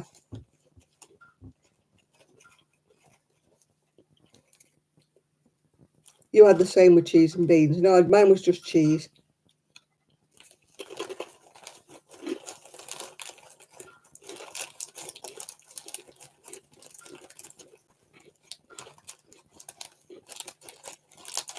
I don't eat peanut butter.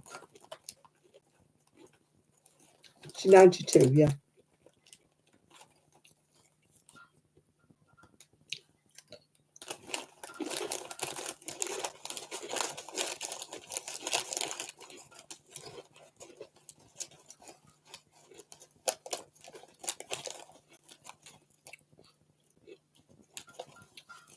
My eyes are fine. They have odd bits of itchy and blurry, but most of the time they're fine. I've still never been back to get my eyes tested to get glasses.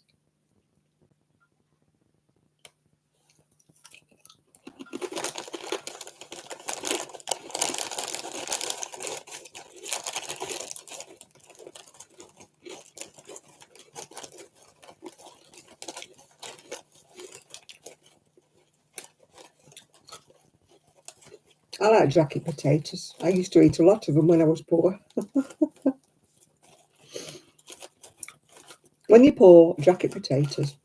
When you're running out of housekeeping money, you know, and you don't get paid till the end of the month, you know, jacket potatoes or beans on toast. Great standby.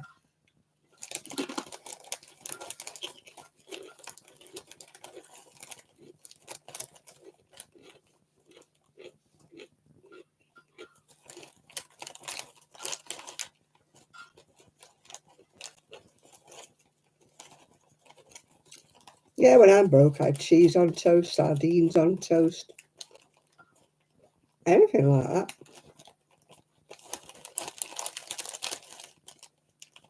I like proper mashed potato. You know, when you do proper potatoes, boil them, mash them, loads of butter, salt and pepper. Or I like Jersey Royal new potatoes. Just I can make a dinner out of them. Just boil them and slather them in butter.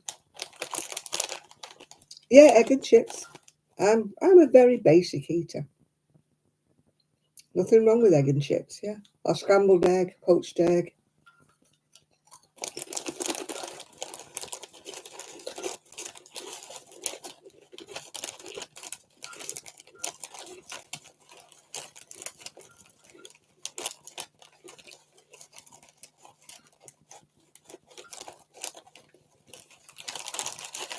I only like Heinz baked beans. If it's any other baked beans, I don't like them.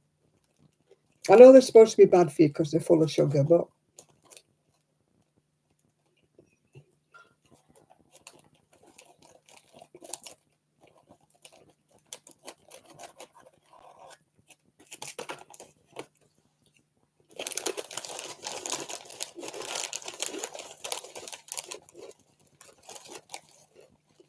I put an egg in my mashed potato sometimes.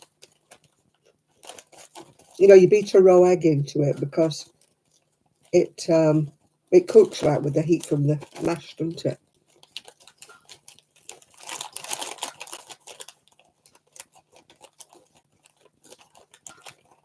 Yeah, I used to like eggy bread. But, you know, since I've had my troubles with my stomach, you know, anything too greasy, it just upsets me.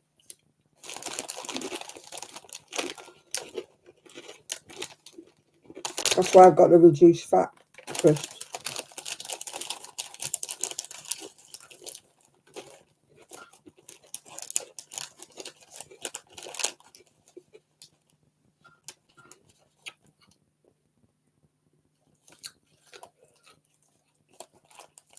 Oh no, I used to have tomato sauce butties, but not brown sauce. Yeah, when I wanted something to eat and my mother didn't have much in, she used to put tomato sauce on a on a butty. Or it was a jam on a bread, jam on a butty. Or banana, if we had a banana butties.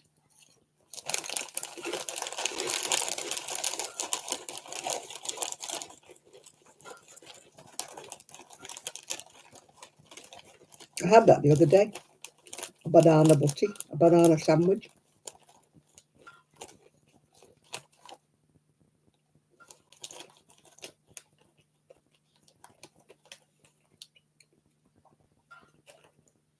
A butty is a sandwich.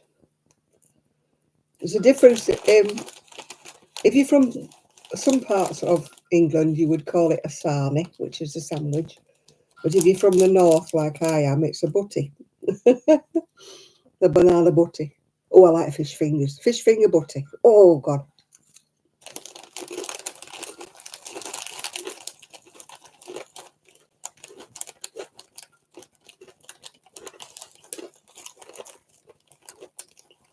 Left to my own devices, I like very plain, small meals, like you say, fish finger butty. I think you call them fish sticks in America.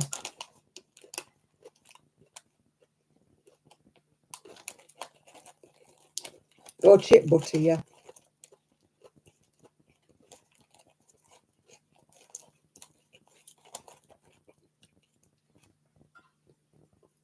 Can't beat a chip butty. Oh, only chippy chips, though.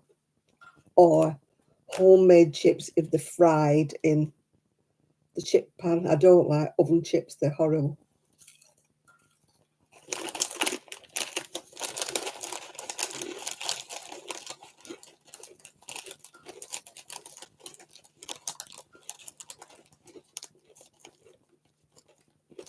Oh, yeah, crisp butty. I've had that before today. Yeah, crisp butty, it's great. There's an advert at the moment saying crisps in or out. Yeah. Yeah, you put potato crisps in a sandwich, yeah. Oh, bacon butties. I had that for my breakfast. I don't like hot dogs. It's that funny rubbery taste they have. I don't mind sausages, but hot dogs have that weird rubber taste.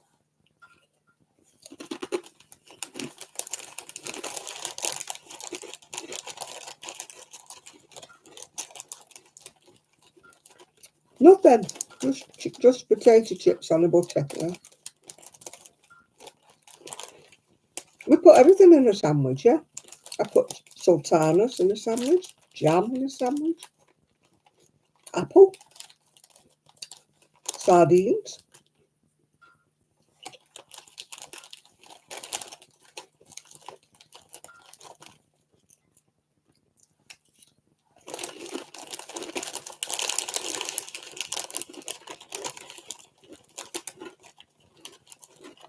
Mm.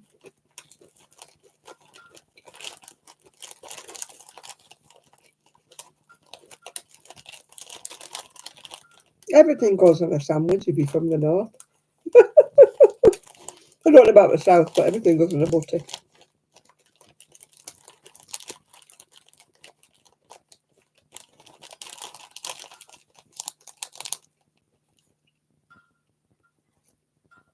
Meat paste, if you have meat paste. Little pots of meat filling, meat paste. It's never seen meat salmon paste.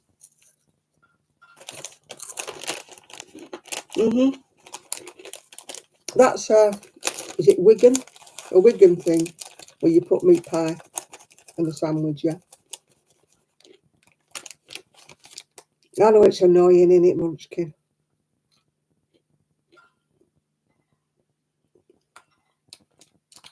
Yeah, it's going ting-a-ling-a-ling-a-ling-a-ling all the time.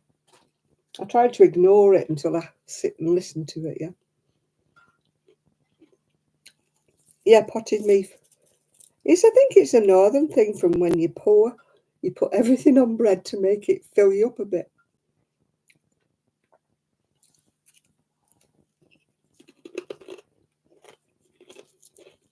When we used to go to the seaside, it was always either potted meat, egg, or cheese.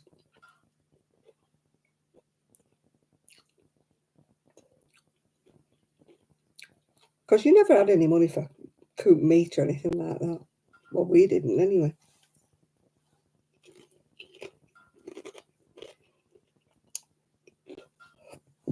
Excuse me.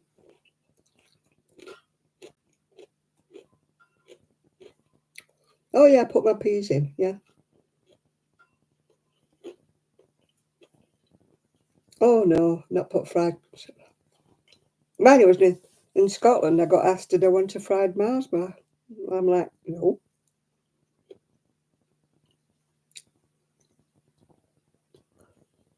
Mm. Mm-hmm.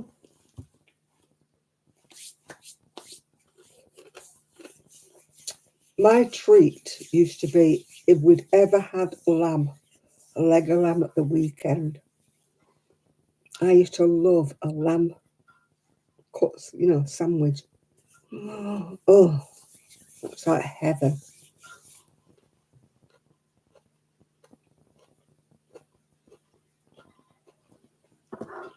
Yeah, they fry Mars bars, stick them in battered Mars bar or something, deep fried Mars bar. Ugh. They do deep fried Cadbury's cream eggs as well, don't they? I've never really fancied one of them either. Yeah, I mean, lamb is out of everybody's price range these days, isn't it? Good grief. No, I don't like shish kebabs or spicy anythings. I like pita bread. Is it pita bread?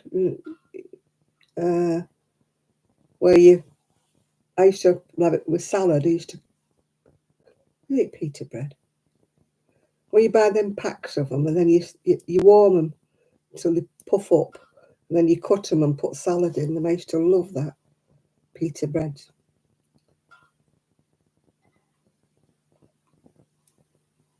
When I lived on my own, I used to buy them and have them for my lunch. Sometimes I'd have cheese, but mostly I used to chop up the salad. No, not naan. It's a pita bread. Um, I used to chop up the salad. It would be tomatoes, cucumbers. No, it's not tortilla. No, it's just a pita bread. It's just a flat piece of bread. And when you put it in the oven, under the grill, it just puffs up. Yeah, yeah. I used to have that for my lunch a lot of days. Sometimes I put cheese in. Sometimes it would just be salad. Yeah, yeah. It's a thin, flat, oval bread, but it puffs up when you put it under the grill or in the microwave. And when it puffs up, you can slice it open, but you don't cut it all the way through. You just cut like a pocket. Pita bread, yeah. I haven't had that for a while. I need to get some of those. But I only like it with salad or cheese.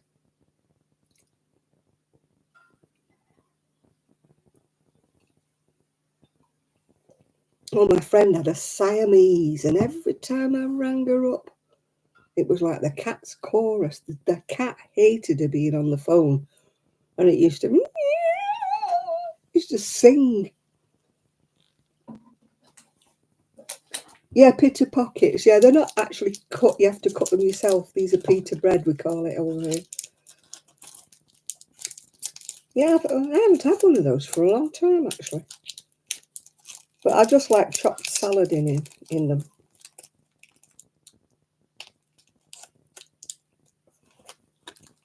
It has to be chopped up, though. Chopped up small.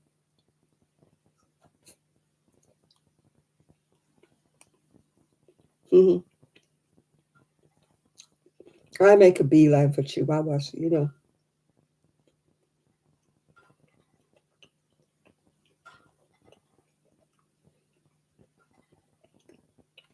Did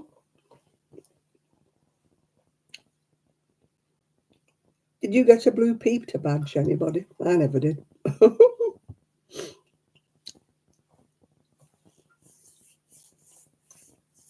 I love watching the talking pictures on a Sunday at 5 o'clock.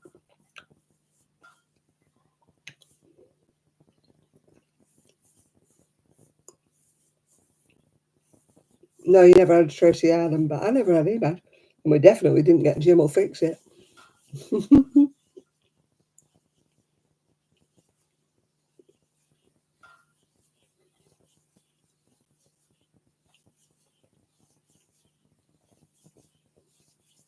We've got a French bulldog, farty pants, and a lovely rescue.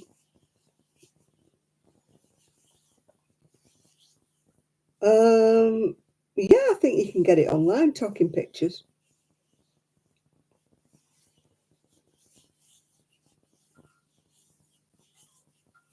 Yeah, I'm sure you can. TPTV or something it's called. You have to join, but it's free. You know, to join the online one.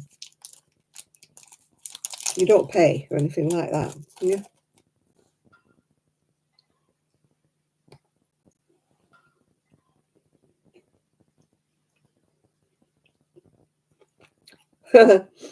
You're in Scotland as well, so's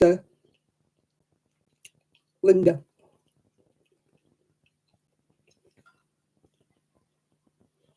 Yeah, I love talking pictures. I wouldn't miss it. You can do catch up online if you can't get it. You can't get it dotty on telly.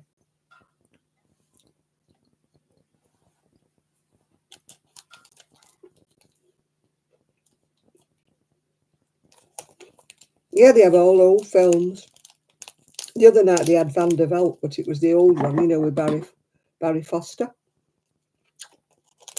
But I couldn't watch it because it clashed with something else I was watching.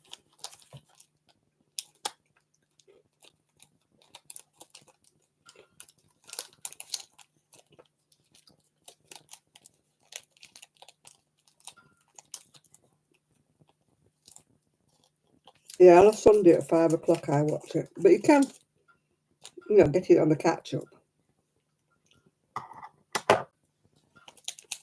Oh, Cracker Jack pencil. When you had to hold on them cabbages.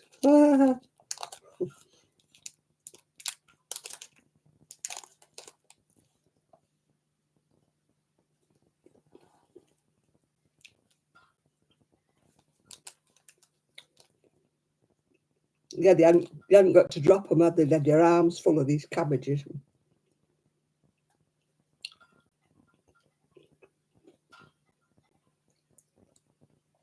I don't think I ever really watched Tis What Was. Irene used to watch Tis Was, I think.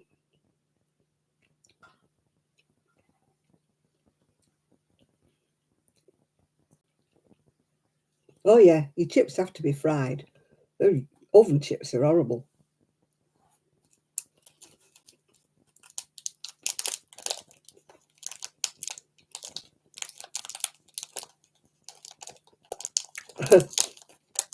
I don't think I ever watched. I think it's after my time, really.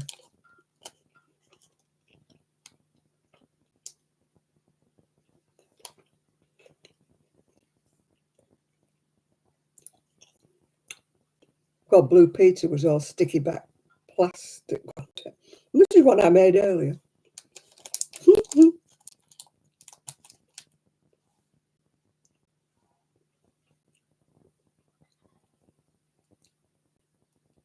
The one they made earlier was obviously professionally made. The one they were making looked like it's been dodged up out of bits of sellotape and toilet rolls.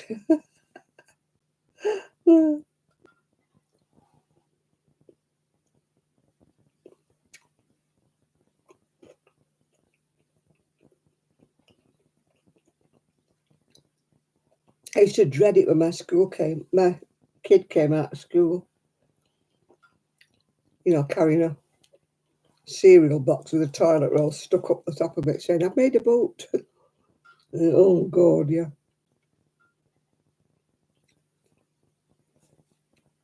Yeah, we used to watch Hey Hey with the Monkeys. And we used to watch the banana splits. Arian used to like the banana splits. 1 banana, 2 banana, 3 banana, 4.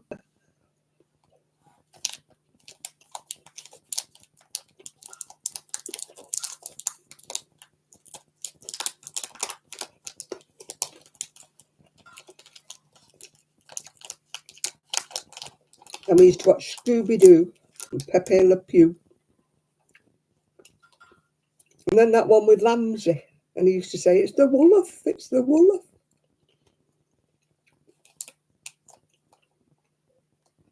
He never said it was the wolf. He always said, it's the Wolof, it's the Wolof. I can't remember what that was. It was called, I think it was Lamsey or something. It's a little lamb. There was one left. I think maybe I think Mickey Dolenz was it, or has he died now? Mickey Dolenz was the only one that was left, I think.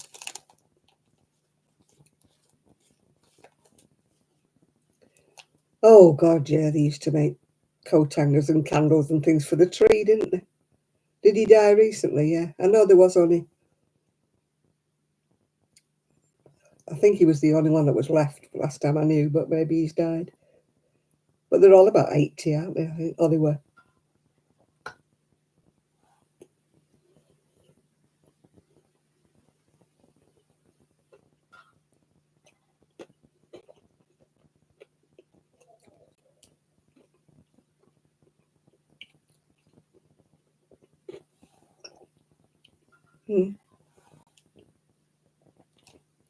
Yeah, I think Davy Jones was the first one to die, wasn't he? He had a heart attack. Mickey Dolenz is still alive. I thought what he was when I last looked. He's about 80 though, isn't he?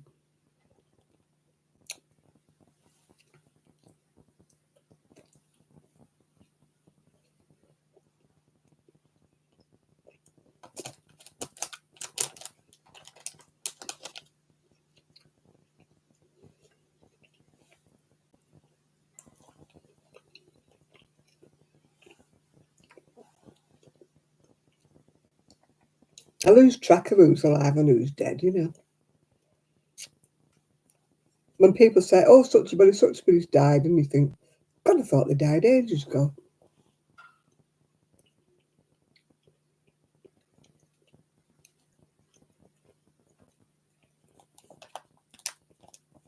Oh, the old grey whistle test, yeah. I used to watch that. It was always unplugged, wasn't it? You know, they didn't have backing and all that gubbage that they had on top of the pots when they used to mime. Do you remember that? When they were miming on top of the pots. And their mouth never matched the music, did they? Some of them weren't too bad, but some of them were really crap.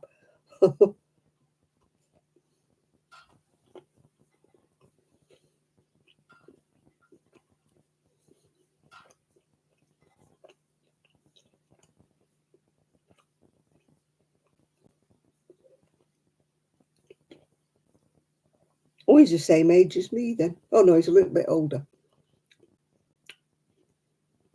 Oh, pants people when they used to dance, yeah.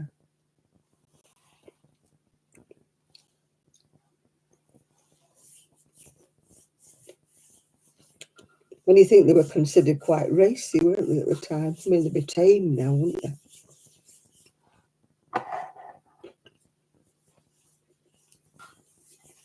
But they used to dance in skimpy little outfits that wouldn't be considered to be skimpy anymore now, would they?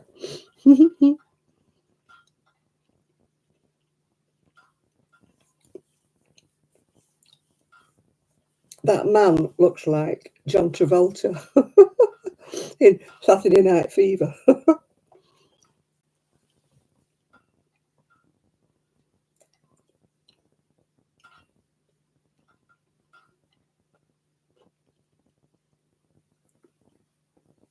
They're inserting a lot of ads tonight, aren't they? I wish I got paid for them.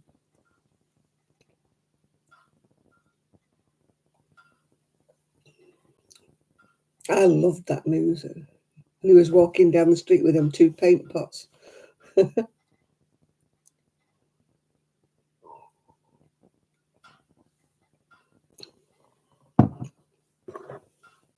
You can't beat the Bee Gees music. It was a great film, wasn't it?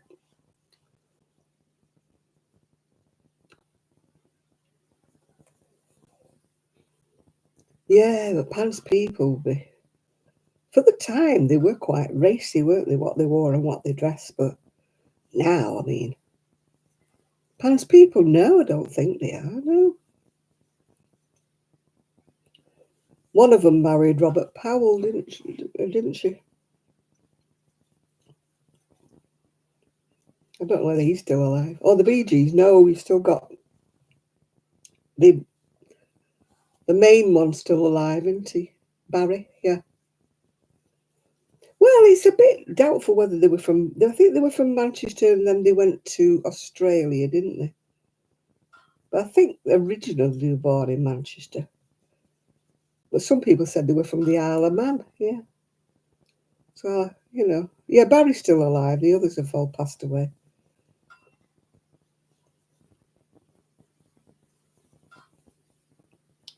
He's lost all that lovely hair, though. It's gone all thin. He's still got it, but it's. He used to have a big mane of hair, didn't he? Yeah, I mean, some people said it was the Isle of Man. Some people said it was Manchester. There's kind of a bit of a. I mean, I know they've lived in the Isle of Man and they've lived in Manchester. So I don't know. And then they went to Australia, didn't they? So they've been everywhere, man.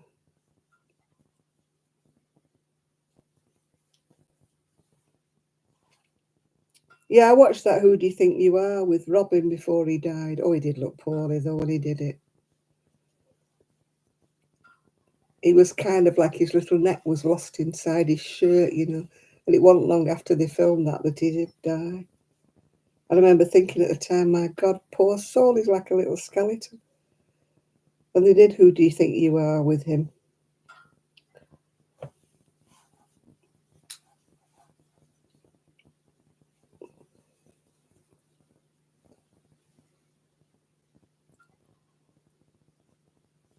So I remember thinking at the time, he's not here long.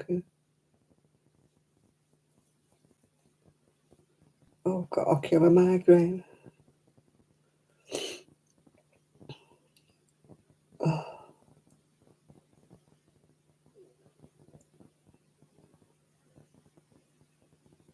I get ocular migraine when I'm reading the things down the side. Everything starts to blur and I lose like kind of the sight in one eye. I don't get a headache with it.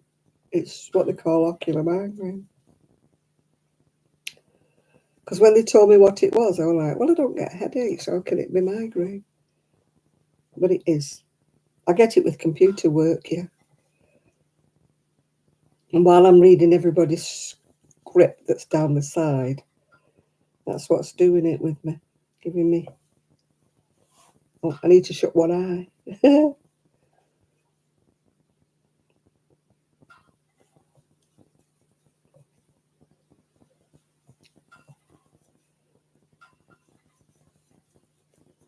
I'm on the sleeve.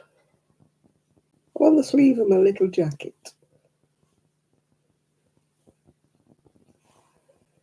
Knitting club, I only went to the library on Monday, that was fine.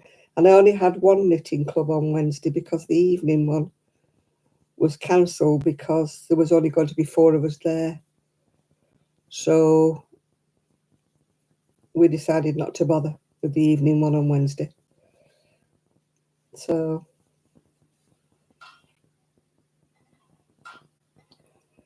yeah, they wrote some good songs, didn't they? The Bee Gees.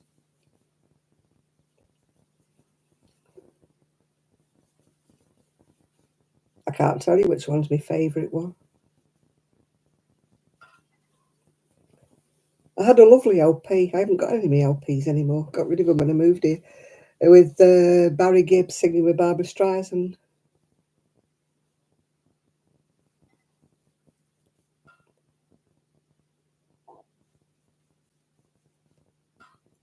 Yeah, I've got a few of Celine Dion's CDs, yeah. I did like that Bee Gees one. I think maybe one time I'll try and replace it into a CD, then I can watch. I got rid of my record player, you see, so I got rid of all my LPs when I moved here. I mean, now vinyl's on its way back after I've got rid of them all, isn't it? But at the time, nobody wanted them. It's funny how times change, isn't it? I mean, now it's all fashionable to have vinyl, whereas when I was trying to get rid of them, nobody wanted them. And all the charity shops were shut because of COVID.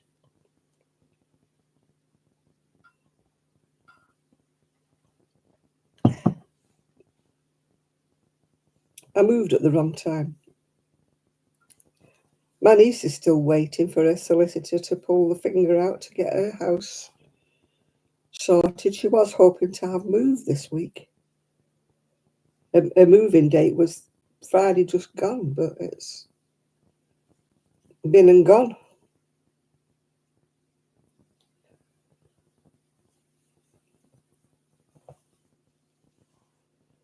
And she's still not in there.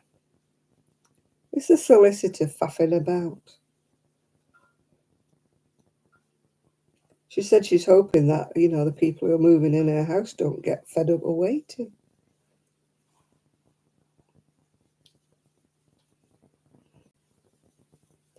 I mean, with me, it was the COVID that delayed. My solicitor was working from home half of the time. So that's what delayed it all.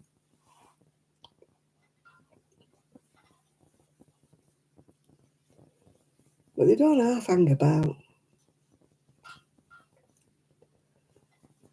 Solicitors in the UK, they mess about. I mean, it's all different in America. Your real estate agent deals with it all over there. Over here, we're at the mercy of solicitors, and they're terrible. They faff about and faff about.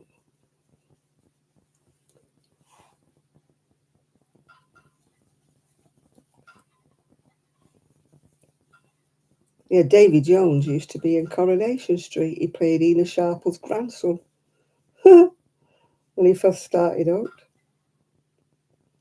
He was an actor.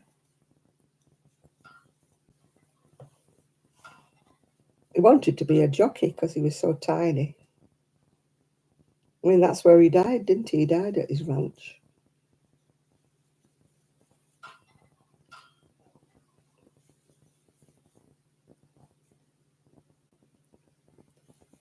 Well, I've got zigzags on my eye.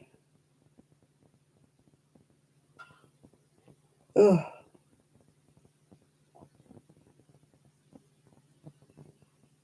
I hate ocular migraine. It's like bright coloured zigzags in one eye, like that. I mean, luckily, I've not lost the sight of it yet. It's good if I can crochet by radar, isn't it?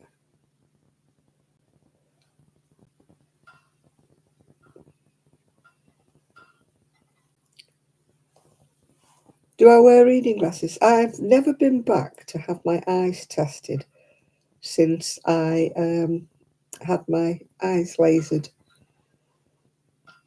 I should have been, but at the time I was going to the dentist, and there's only so much money you've got to play with, isn't there? So I never went back to get my eyes tested.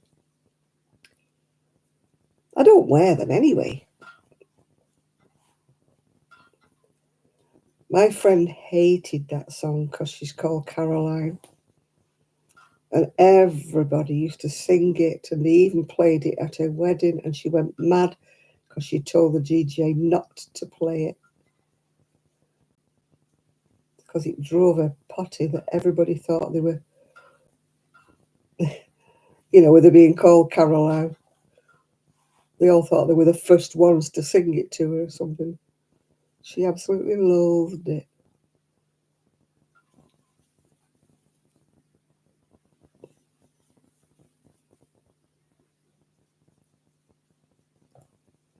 The record that I hate is tie a yellow ribbon around the old oak tree. And that's only because I used to go to a load of, well, old dears that used to go singing on a Tuesday. And they always sang it every week. And they would get these bits of yellow ribbon and they'd be twittering about with these, making a right fool of themselves with this yellow ribbon. And I used to think, oh, please stop it. And then bits of yellow ribbon, you look like idiots. So every time I used to think, please don't sing it. And every week they used to sing it, yeah.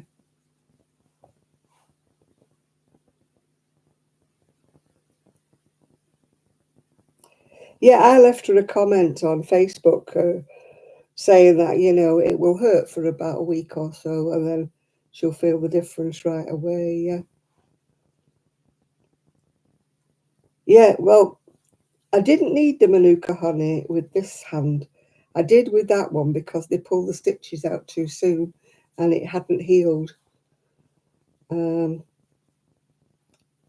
Manuka honey is brilliant. Brilliant for healing anything. The actual Manuka honey is very, very expensive. But that one's faded altogether now. Can you see it? You can't see it, can you? Gone altogether. That one was the worst one. And you can't see that one at all. That one went all the way down into my wrist and you can't see it. That was the one that didn't heal properly. I had to use the Manuka honey for that. Yeah, I left her a comment saying, it should be uncomfortable for a week or so. I mean, my left one, I had a lot of pain with the left one, which I'd never had with the right one. The right one was a much better operation. It was a longer operation, longer as in bigger scar, but a heck of a lot less painful. This keyhole business where they fertile about in a little hole really hurt. 2, 3, 4, 5, 6, 7, 8. I think I need another row on the sleeve, yeah. Well, it's all that drinking you've been doing, Kaz.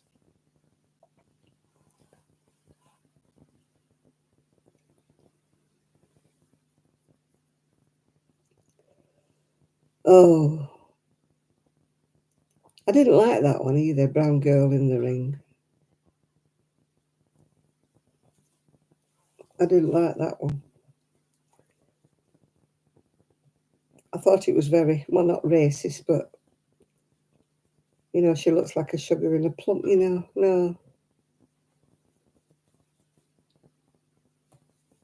I thought it was, I don't know why. I just didn't like it.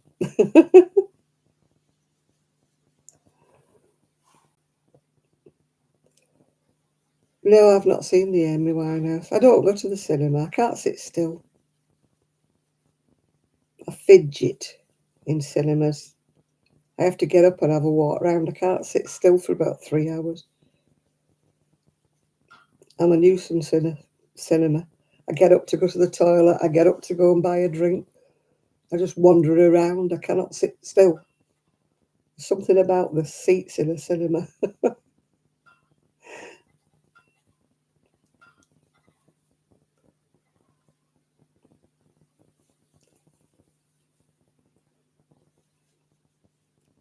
I was never keen on her anyway, so... I mean, some of her songs were all right, but I didn't like her as a person.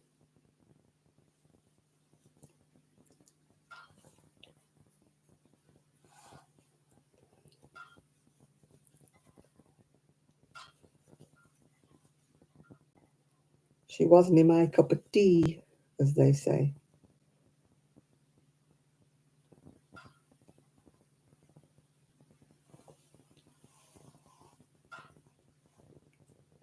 Yeah, they've they brought a film out. It'll be out on DVD before. I like some of her music, but I just didn't like her.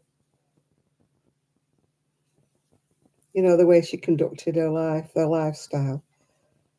I thought she was just a waste of space and time, really. How they ruined their lives.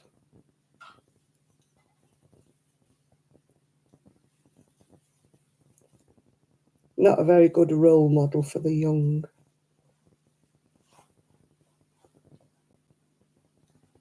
I never have that problem, Kaz. Never have that problem.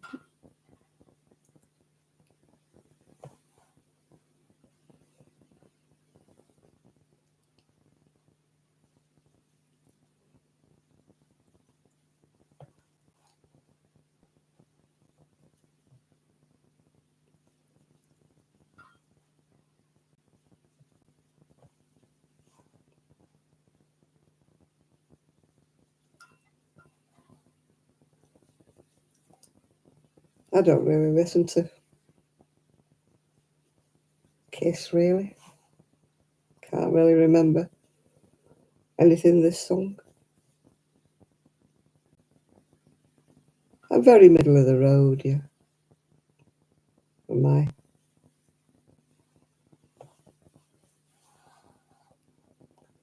my music.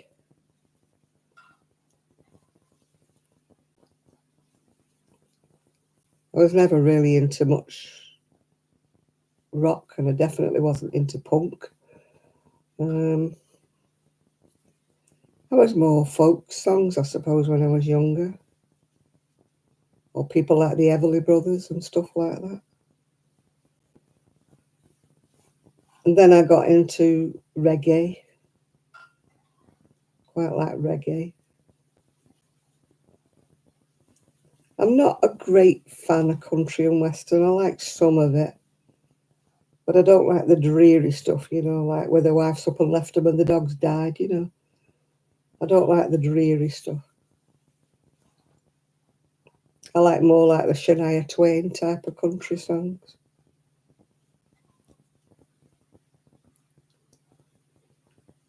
You've got your neck fan on, and I was contemplating putting my throw on because I was cold.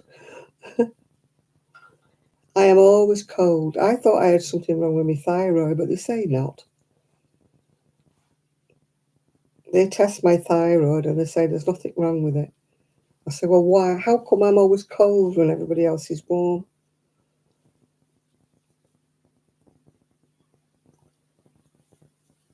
As soon as the sun goes in in the evening, I've always been like that. My ex-husband used to make fun of me. We can be abroad and it can be absolutely cracking the flags. And yet, as soon as that sun goes down, I have to put my cardigan on. I'd start shivering. And I literally get goose pimples.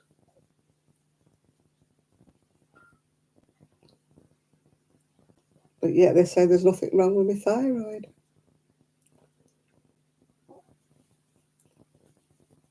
I'm never too warm. I never, ever too. I was just saying before you came on, I don't sweat. I use deodorant, but I don't need it. I could get away with not wearing it.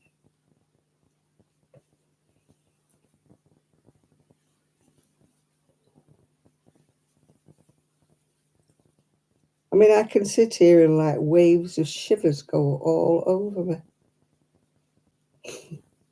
And everybody else is going, gosh, isn't it warm? I bet I've got goose pimples. Can you see the goose pimples on my hand?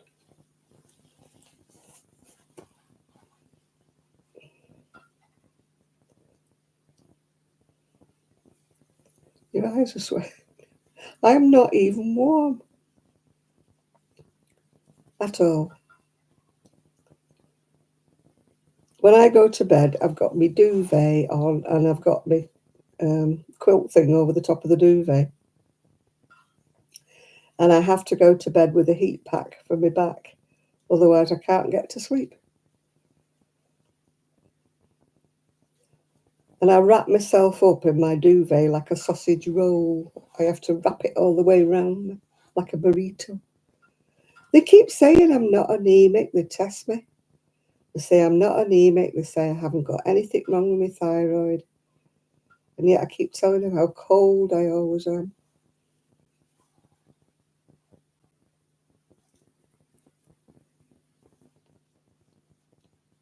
No, I don't need a fan. I don't need anything. I'm contemplating putting my throw around my shoulders. That's how cold I am. I don't know why I'm so cold all the time. I've asked the doctor and they just shrug their shoulders. I've always been like this, long before they ever diagnosed me with diabetes.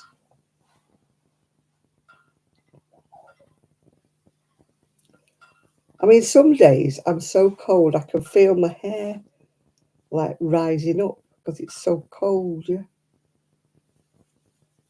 You know, like I get shivers in my hair, which is weird, isn't it? But they're like kind of waves of shiver come all over me. Yeah, they don't take me seriously when I tell them at the doctors. They don't take me seriously at all. They just go, oh, yeah.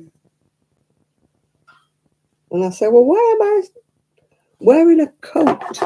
I can go down the seafront with my duvet coat on, and everybody else is running past me in a vest and shorts, and I'm not too hot.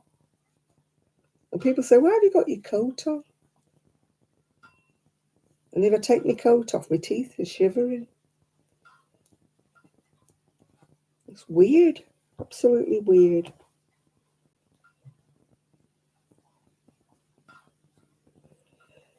I would like to be warm. I would love to be hot.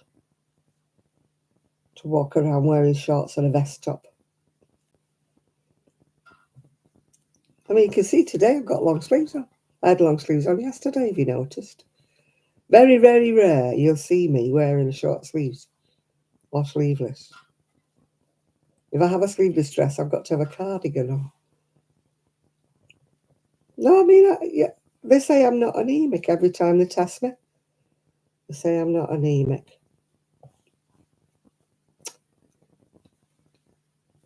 Yeah, I'm as white as a ghost. Especially when I've been to sleep, yeah. It's 19 degrees here, whatever that is in English. I don't do centigrade. I don't understand it.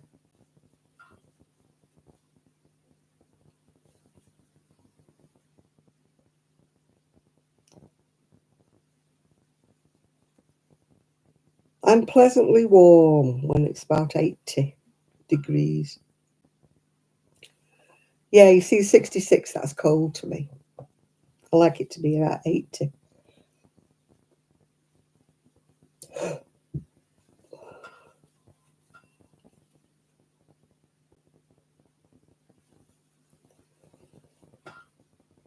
And every time they test my blood, Dottie, they say I'm not anemic. So,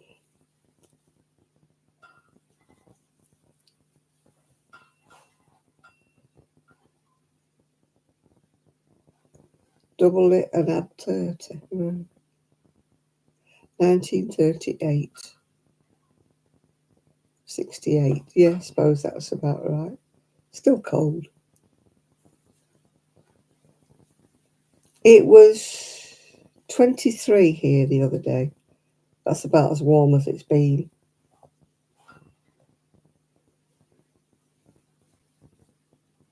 I could do with a bit of 80 or 85, actually, yeah. Hi, Ruth.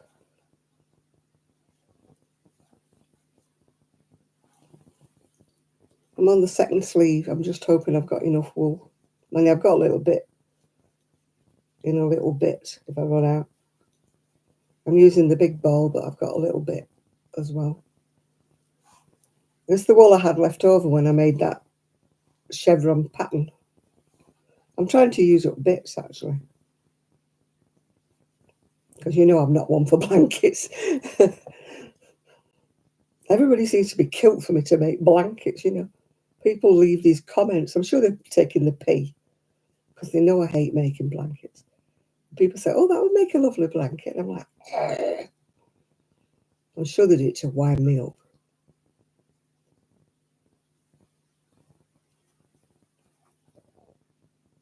Everybody has their pet things, and mine is blankets.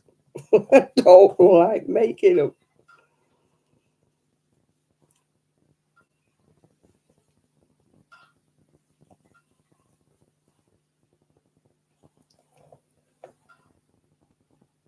I shouldn't have eaten those crisps and chocolate because now I've got a pain in my side from my gallstone. Anything the slightest bit greasy.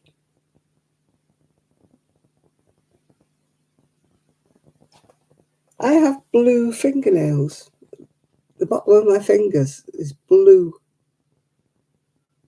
And they say, oh.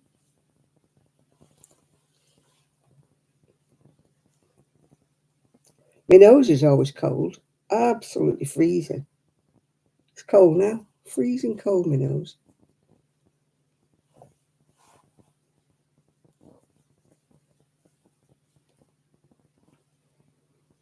Well, Raynaud's only affects your fingers, doesn't it? I believe, yeah. I thought I had Raynaud's, but then they said, no, I didn't have Raynaud's. I had carpal tunnel.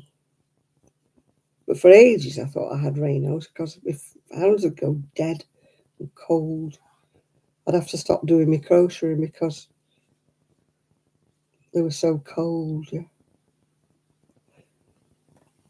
One of my friends has got Raynaud's. Her fingers go white, absolutely white and dead. And I had a young lady that used to come in my shop in Royton, and she lost fingers. She had to have fingers amputated. She still managed to knit, though, because of Raynaud's, yeah, because of her diabetes, yeah. Well, that Kayla, Mama Kayla, whatever she's called. I can never say it. Mama Kayla Lama or whatever. She's lost nearly all her fingers now, hasn't she?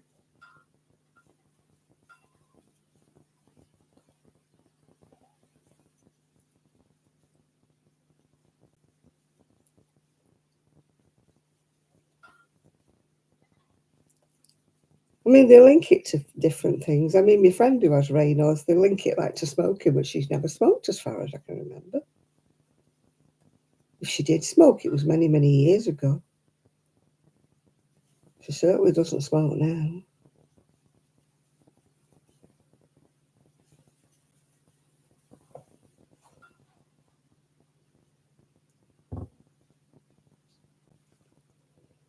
She's going to lose another one.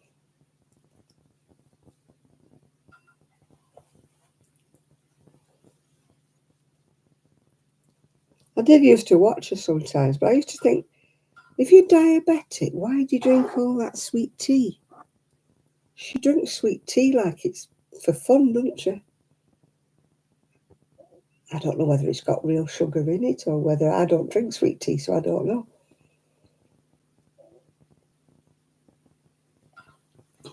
But I kept thinking, if you're diabetic, why are you drinking sweet tea?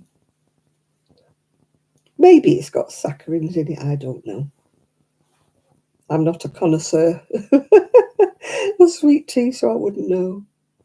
So I can't really say anything, can I?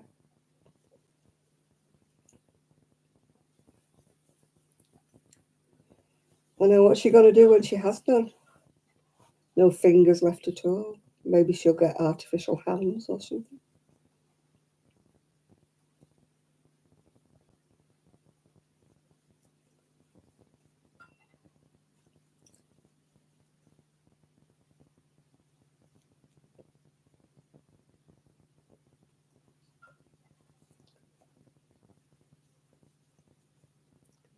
Yeah. I've not watched her for a while now.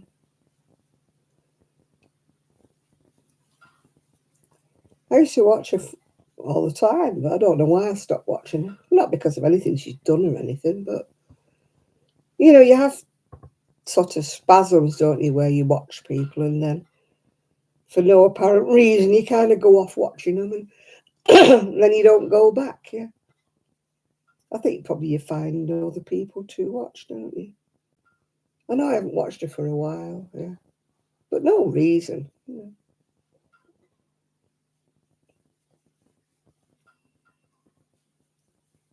I mean, sometimes I do that and then I think, oh, I haven't watched so-and-so for quite some time.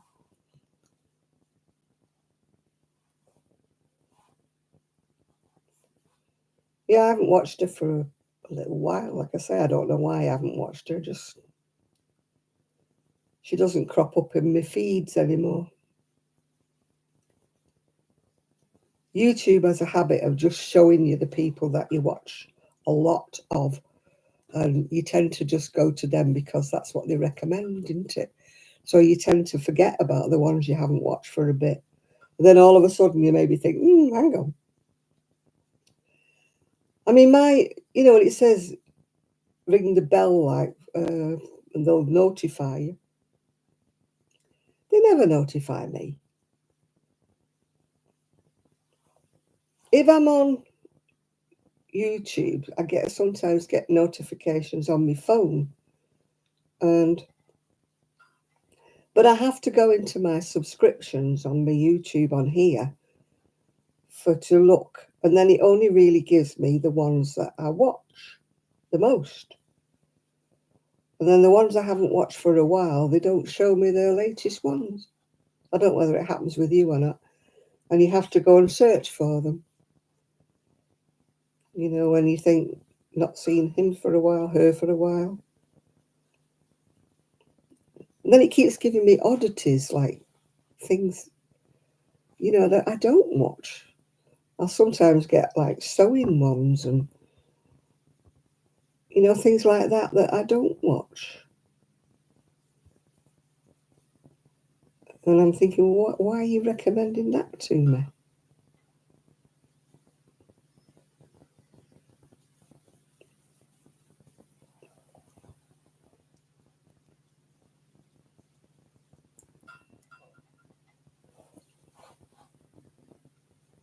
Yeah, I click on the subscriptions and it shows me the ones I've watched lately.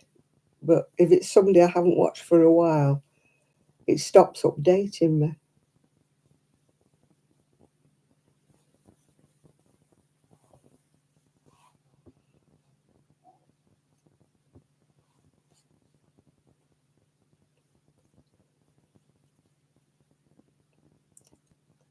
Don't they recommend some strange things to you, though, sometimes with YouTube? And you're like, why are you telling me that? Have I ever searched for something, whatever? You're thinking, I'm not interested in wallpapering. Why are you showing me things like that?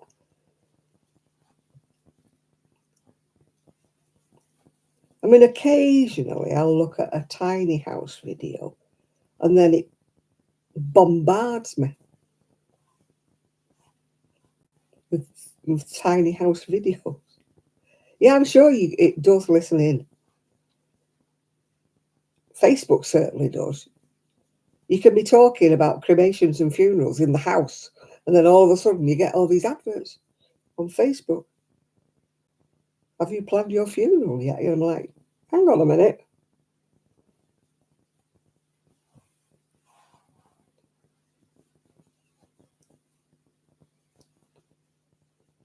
Big Brother is watching us. This is what tickles me when people say, oh, I don't want an ID card. I don't want the government knowing too much about me. I thought the government already knows about you. You're on surveillance.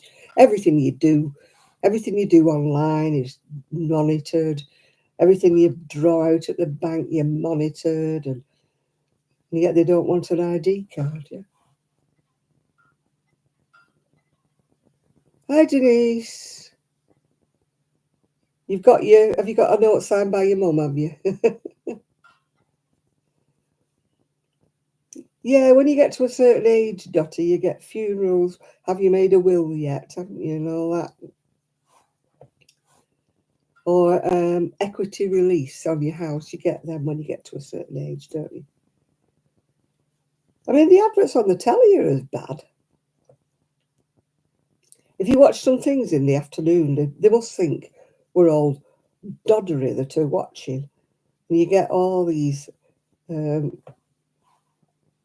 cremation things and all that comes on the telly. They must think this programme is probably the old dodgers are watching this one. We'll tell them. Yeah, or holiday insurance for the over 60s or something you get.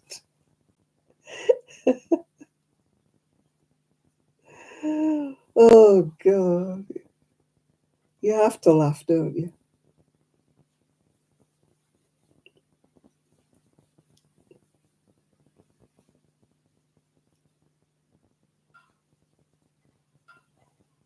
I get lots of dogs because I do look at some dog pictures. People who rescue dogs, I get all of them. The cats. Oh, the beautiful silver-haired couple on a cruise. Yeah, that's the one, yeah.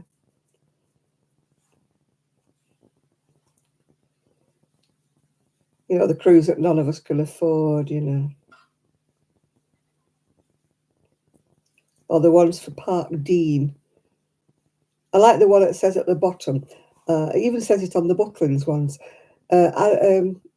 Facilities may differ. So in other words, like, don't expect there to be singing and dancing when you go to this particular Bucklands because it won't be there. It shows all this going on, doesn't it? And darn well, when you get to that Bucklands, there won't be any of that there. Oh, no, that was a different Bucklands.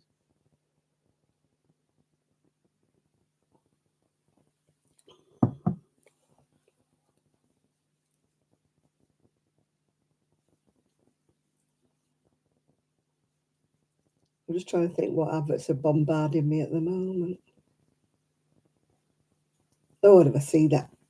Ooh, ooh, Tamu. Ooh, ooh, Tamu. I feel like throwing my shoes at the telly. Live like a millionaire. Yeah, if you like cheap crap, yeah.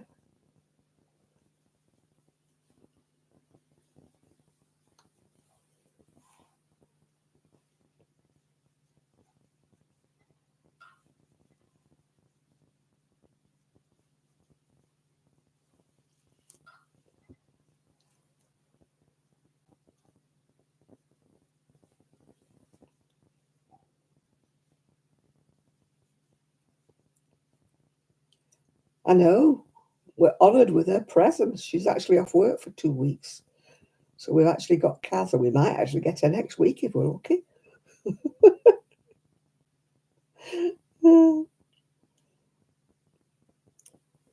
She's taken time off from her busy social world to join us tonight, haven't you, Kaz?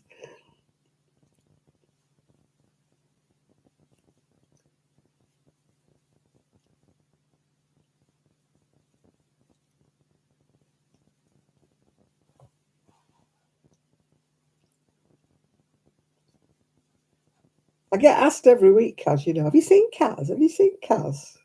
And I say, yeah, she's alive and well. I've seen her on Facebook.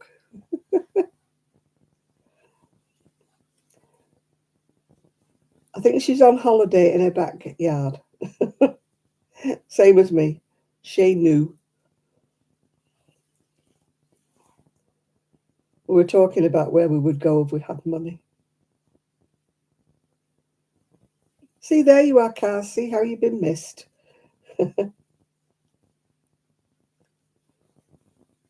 People always ask about you. Yeah. Yeah, I'm on a staycation, as usual. Although I have got a day trip booked to Southport in September. Hoping I can take my scooter with me, otherwise I'll be sitting on the coach.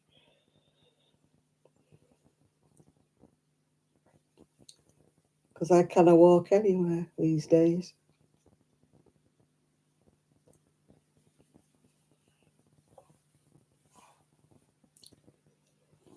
And not knowing whether I'm getting an operation on me gallbladder or when or if. Apparently my doctor will ring me, so I don't know. But then I'll have to wait my turn, even if he refers me to the hospital. No doubt they won't rush. I'm hoping it's a keyhole surgery anyway. I don't fancy any more decorative scars on my belly. But like a road map, if they have any more scars.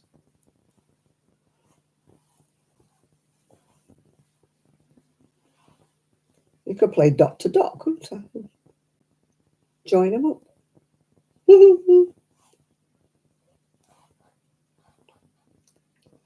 Well, I said, will they just zap them? But the technician said, probably not. They'll probably take your gallbladder out. But I don't know how urgent it is. Or, I mean, a friend of mine, her daughter's been waiting forever to have her gallstones removed. And yet she's been in real, absolute doubled up agony with them. Mine's like a really constant pain that's there all the time. But then, yeah, we could paint the town red. Well, we could try to paint the town red round here. But, you know, we could. I was talking to Sheila yesterday. We were talking about how we would love to have meetups, you know, if we all live near each other, but we don't. And none of us has got that kind of cash that we can splash out on a retreat or something, you know. You know how they plan these things and they cost hundreds of pounds, don't they? You know, for a knitting retreat or a crochet retreat. I've seen them advertised, but my God, some of them are £300-400 just for a few days. And you're like, and I'd have to get there. So that would cost me another whatever for the train fare or the bus fare or something. If I had a car, Dottie, I'd be all right, wouldn't I? But I don't, you see. Yeah, my friend who comes to the cafe with me, she had hers taken out. She said she's got 3, one through her belly button, one further up and one at the side. It's just whether I've got to wait, you know. I gave up my driving license ages ago. Years ago, so I'd have to take my driving test all over again. And in any case, I'd have to give up my scooter because I can't. My mobility allowance just covers the cost of the scooter. So if I had a car, I'd have to give up my scooter. And when I got to where I was going with my car, I wouldn't be able to walk to get out of the car, if you know what I mean. They don't give you enough money to have both a car and a scooter. And now he's taking our winter fuel allowance payments off us now, yeah. Yeah, we need to get a Zoom. It's no good asking me, Kaz, for Zooms. I'm useless. I join a Zoom. I can't claim PIP because I'm on disability living allowance. So I can't claim PIP as well, yeah. No, I don't drive anymore. I haven't driven since I was 62, I think. When I had my back operation, I couldn't drive for 12 months, yeah. And so I gave up my car and I've never got. And then when I was 70, I didn't bother renewing my driver's license.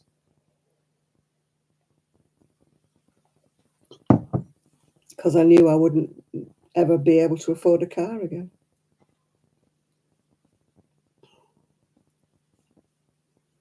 When I win the lottery, you see, I'll have a chauffeur.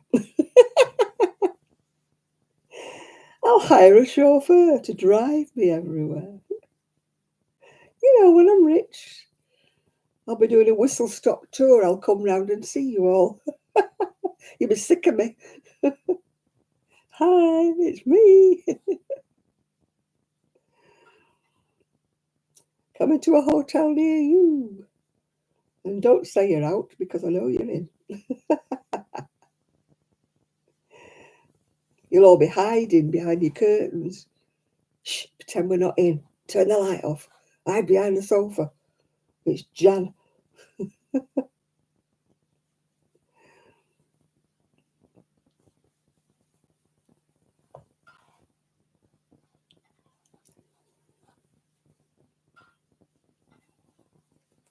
They've actually extended the tram line now as far as Blackpool Station. So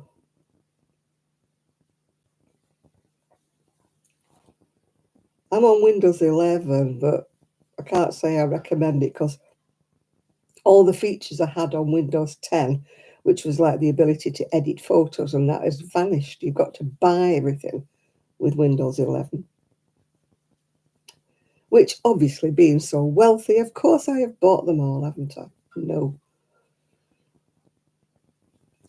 You know what I'm like, Kaz? I can't even edit a video. I can't even join two videos together. Pretty useless, me.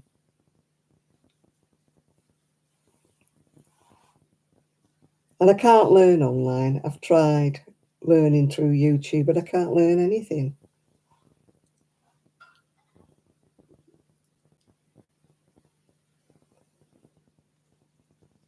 Yeah, the old Windows, you used to have all these facilities, didn't you, for editing things and stuff like that, and changing photos and rubbing bits out on a photo you didn't like, and that. It was all free. The ticky man is when you have things on the tick, you know, finance. When you can't pay, you have to hide because and pretend you're not in.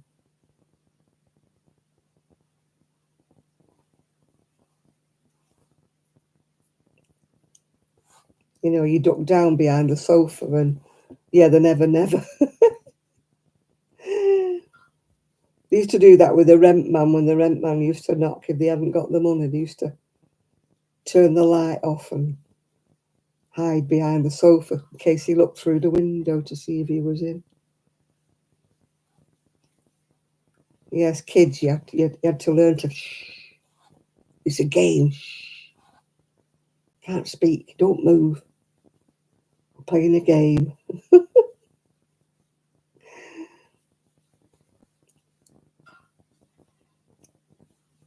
The tally man, we used to call it.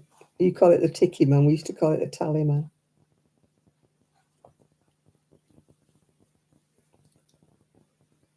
Because people used to put things on tick at the local shop. You know, you used to run up a tab, didn't you, at the local shop, and then when you got your wages at the end of the week, you were supposed to go into the shop and settle up your debt. And of course, if you didn't, then you wouldn't get any more tick the week after.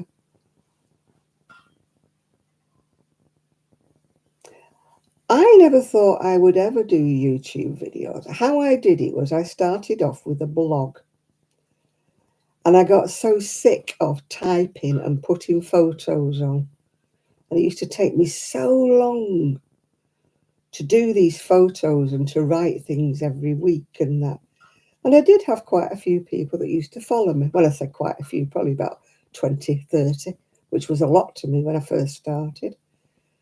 So I just, through pure laziness one day, I thought, I'm sick of this. Keep editing and putting photos up and typing and that. So one day I just thought, sod it, I'm going to make a video. And I never, ever thought that anybody really would watch. I did it mostly as kind of like an online diary for myself, was how I started this in the first place, just so that I could keep a tab on, because I don't use Ravelry. I used to put all my things on Ravelry when I made things, but because I don't use patterns, I used to get quite a lot of abuse because, people were saying more or less you shouldn't put things on if you haven't got a pattern. Or I used to get a lot of abuse because I used acrylic wool, acrylic yarn and stuff. So I stopped putting things. I even used to put my books and magazines on, and then you get people, can you do a photocopy? Can you send me this? Can you send me that? And I'm like, no, I can't. I've had to buy it. You can buy it.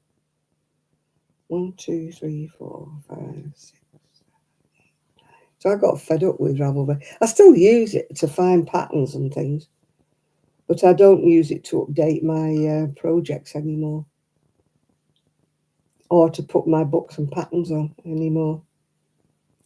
So that used to be my diary of, like, you know, remembering which pattern I'd used and what wool I'd used and when I'd made it. So that's why I started the YouTube, was just purely for myself, really. I never even thought anybody else would really want to watch it. It was kind of like my online diary, if you're with me.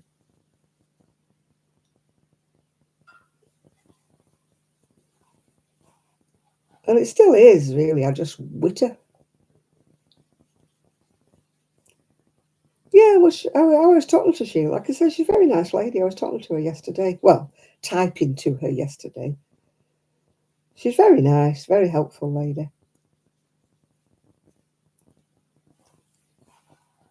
You know, we were talking like about we would like to meet up one day or meet up with several. I mean, she wasn't just talking about me. She was talking about in general. But, like, you know, everything's so expensive, and, you know, to find anywhere to meet up, people would have to drive. Yeah, Sheila, yeah. People would have to drive or whatever. You know, we'd have to go to Newcastle to meet her, yeah. Um, but, you know, her and a few of her regulars, you know, it would be nice to meet up with them all. Because we're all of the same age kind of group. You know, I'm the same age as Sheila, yeah. Um, you know, it would be nice, but she was saying that there's some yarn thing, I think she was saying, in Newcastle this weekend. But I mean, even with the pensioners' reductions, the tickets are way expensive, yeah. Yes, that's, I think, who's got a stall at this Newcastle thing, Sophia. Um, I mean, the last time I met up with people was in Manchester, because people came up to Manchester, and, like, obviously with me being local to Manchester, I could go, you know, and I met. I only had to get the tram to meet people when they were in Manchester. It was very nice. I met up with quite a few people on that. We went to Countess Ablaze as well. Went to the knit club there. It was a nice meet up, yeah. It would be nice.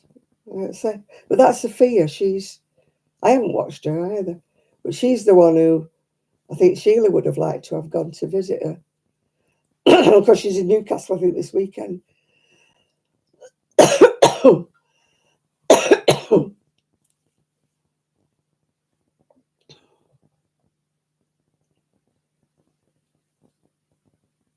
Oh, she broke her arm, has she? I've never watched her. Is that her name? What's her YouTube name?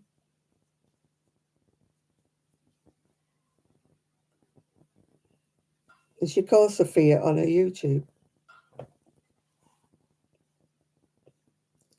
Knit for you, knits for you. I'll have to try and find her. Yeah, she did mention yesterday that she was going to be at this Newcastle show. I mean, whether Sheila will get there, I don't know. But they're like £10 just to walk round, aren't they, before you even buy anything?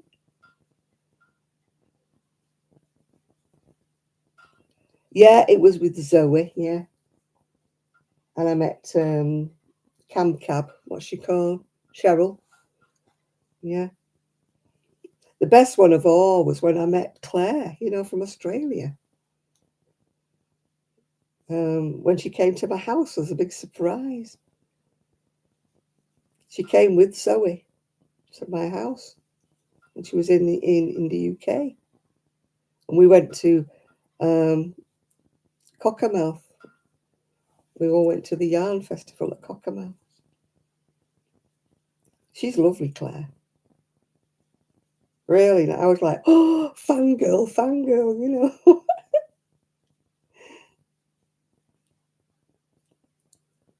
It was like, I've met somebody really famous.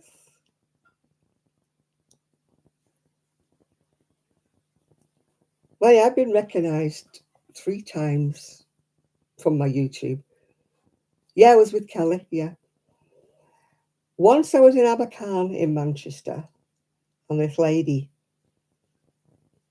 said, "You're Jan, aren't you? Urban Gypsy Crochet." And I went, "Yeah." She goes, "Oh, I watch you all the time." So I was like, and I was that overwhelmed I didn't get a name.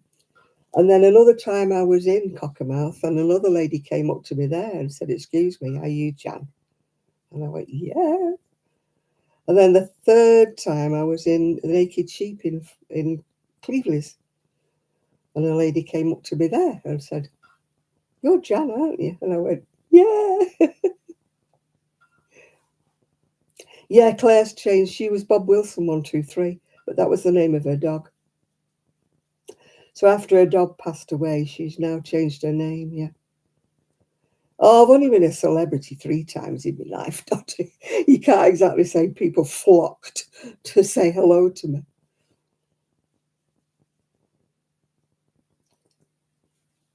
I mean, the lady in the wool shop, in Cleveland, she did say, "Oh, well, what did that lady say?" I said, "Well, I've got a YouTube channel." She goes, "Oh, yeah." And I did go by the other day and she said, "Hello, Jan, are you all right?" And I went, "Yep, I'm fine." Yeah, I never expect to be recognised anywhere. I'm not that famous, for goodness sake. Nobody taps me on the shoulder usually and says hello. Even when I go to these wool shows, you know, nobody spots me and says hello. Well, done a little, finished it. Well, I haven't finished it. I've got to do the buttons, haven't I? That's another ball bit the dust. It took one full ball of grey to do those other two. And this one is the remnants of that wool. When I did that feather and fan top the other day, this is the one I used, for the stripe, yeah.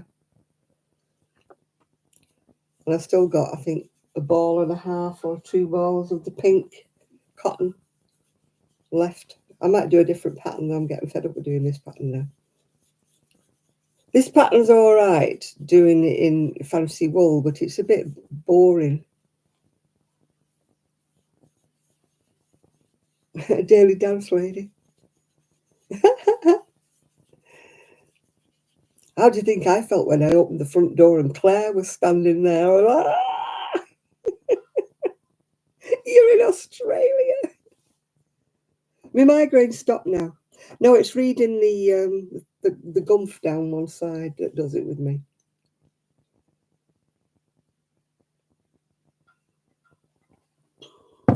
Yeah, I've got to find some buttons for it and finished it off. I've done a bigger size with this one because the other was more like a preemie or a dolly. I can't remember what the wool was. I bought it in fact, I bought it in Abercarn on the day we went to Countess Ablaze. I don't know what it was. It was one of those cake things. I don't know what it was. I bought it originally for a shawl. I never ever used it, and it fell apart. And when I tried to wind it, I finished it with about 3 different balls, and so I'd use one of it, part of it, as the stripe in that cardigan. Yeah. Yeah, I'll be going soon as well, Kaz. I just wanted to finish this off before I said goodbye. I could sew all the ends in tomorrow and put some buttons on it, yeah. Yeah, I always say it's Cinderella time when it gets to midnight, Kaz. That's when I go to bed. When I start, getting ready. Putting my heat pad in the microwave and stuff like that, yeah. Oh, you'll be there till 3? No, I'll be fast asleep by then, Dolly. Dottie, not Dolly. Yeah, my eyes are drooping and my pain's started up in my side again. That's through eating crisps and chocolate. It's the oily, greasy, whatever it is in it, yeah. Yeah, time flies when we're having fun. Don't forget, somebody set up a Zoom. I haven't been to Preston. I've not been to Abercarn. No, you know me. My scooter only does a few mile to the gallon, so I don't go very far, yeah.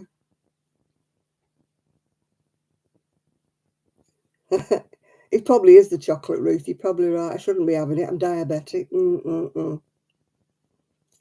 They've opened up one in Blackpool, you know, Linda.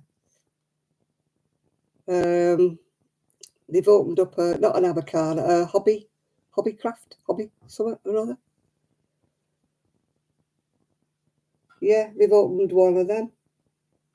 But being as neither of us has a car, you know, we'll have to get Jane to take us. Tell Jane she needs to do a video about hobbycraft and give us a lift.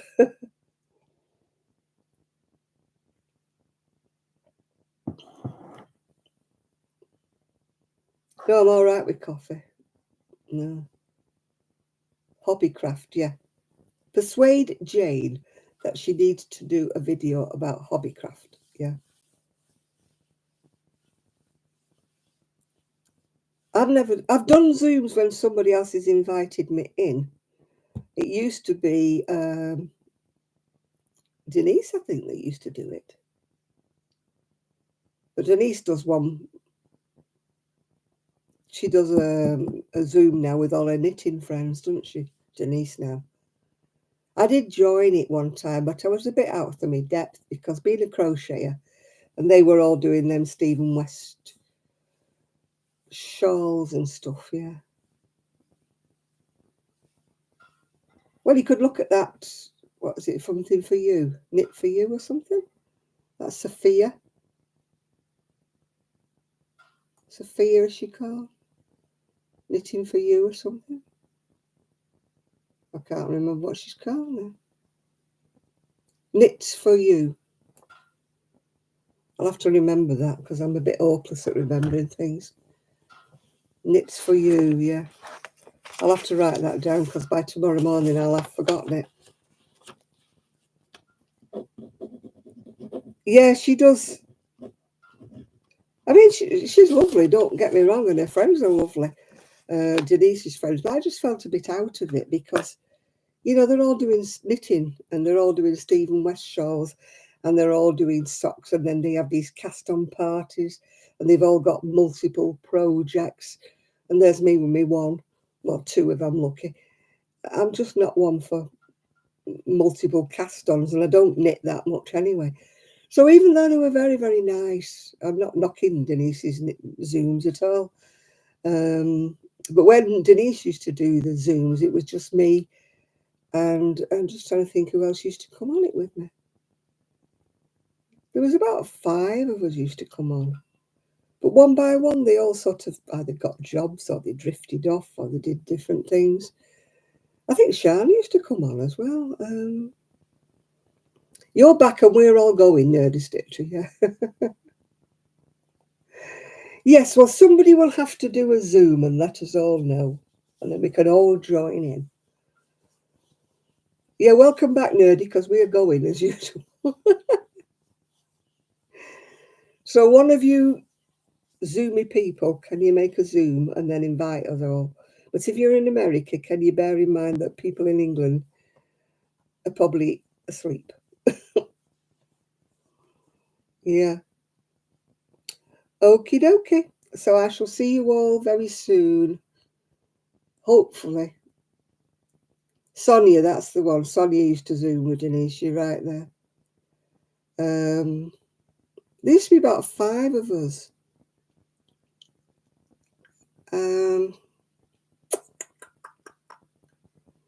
Yeah.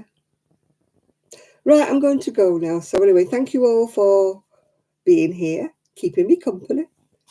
And I shall speak to you all very soon. Maybe I'll make a video tomorrow if I can stay awake.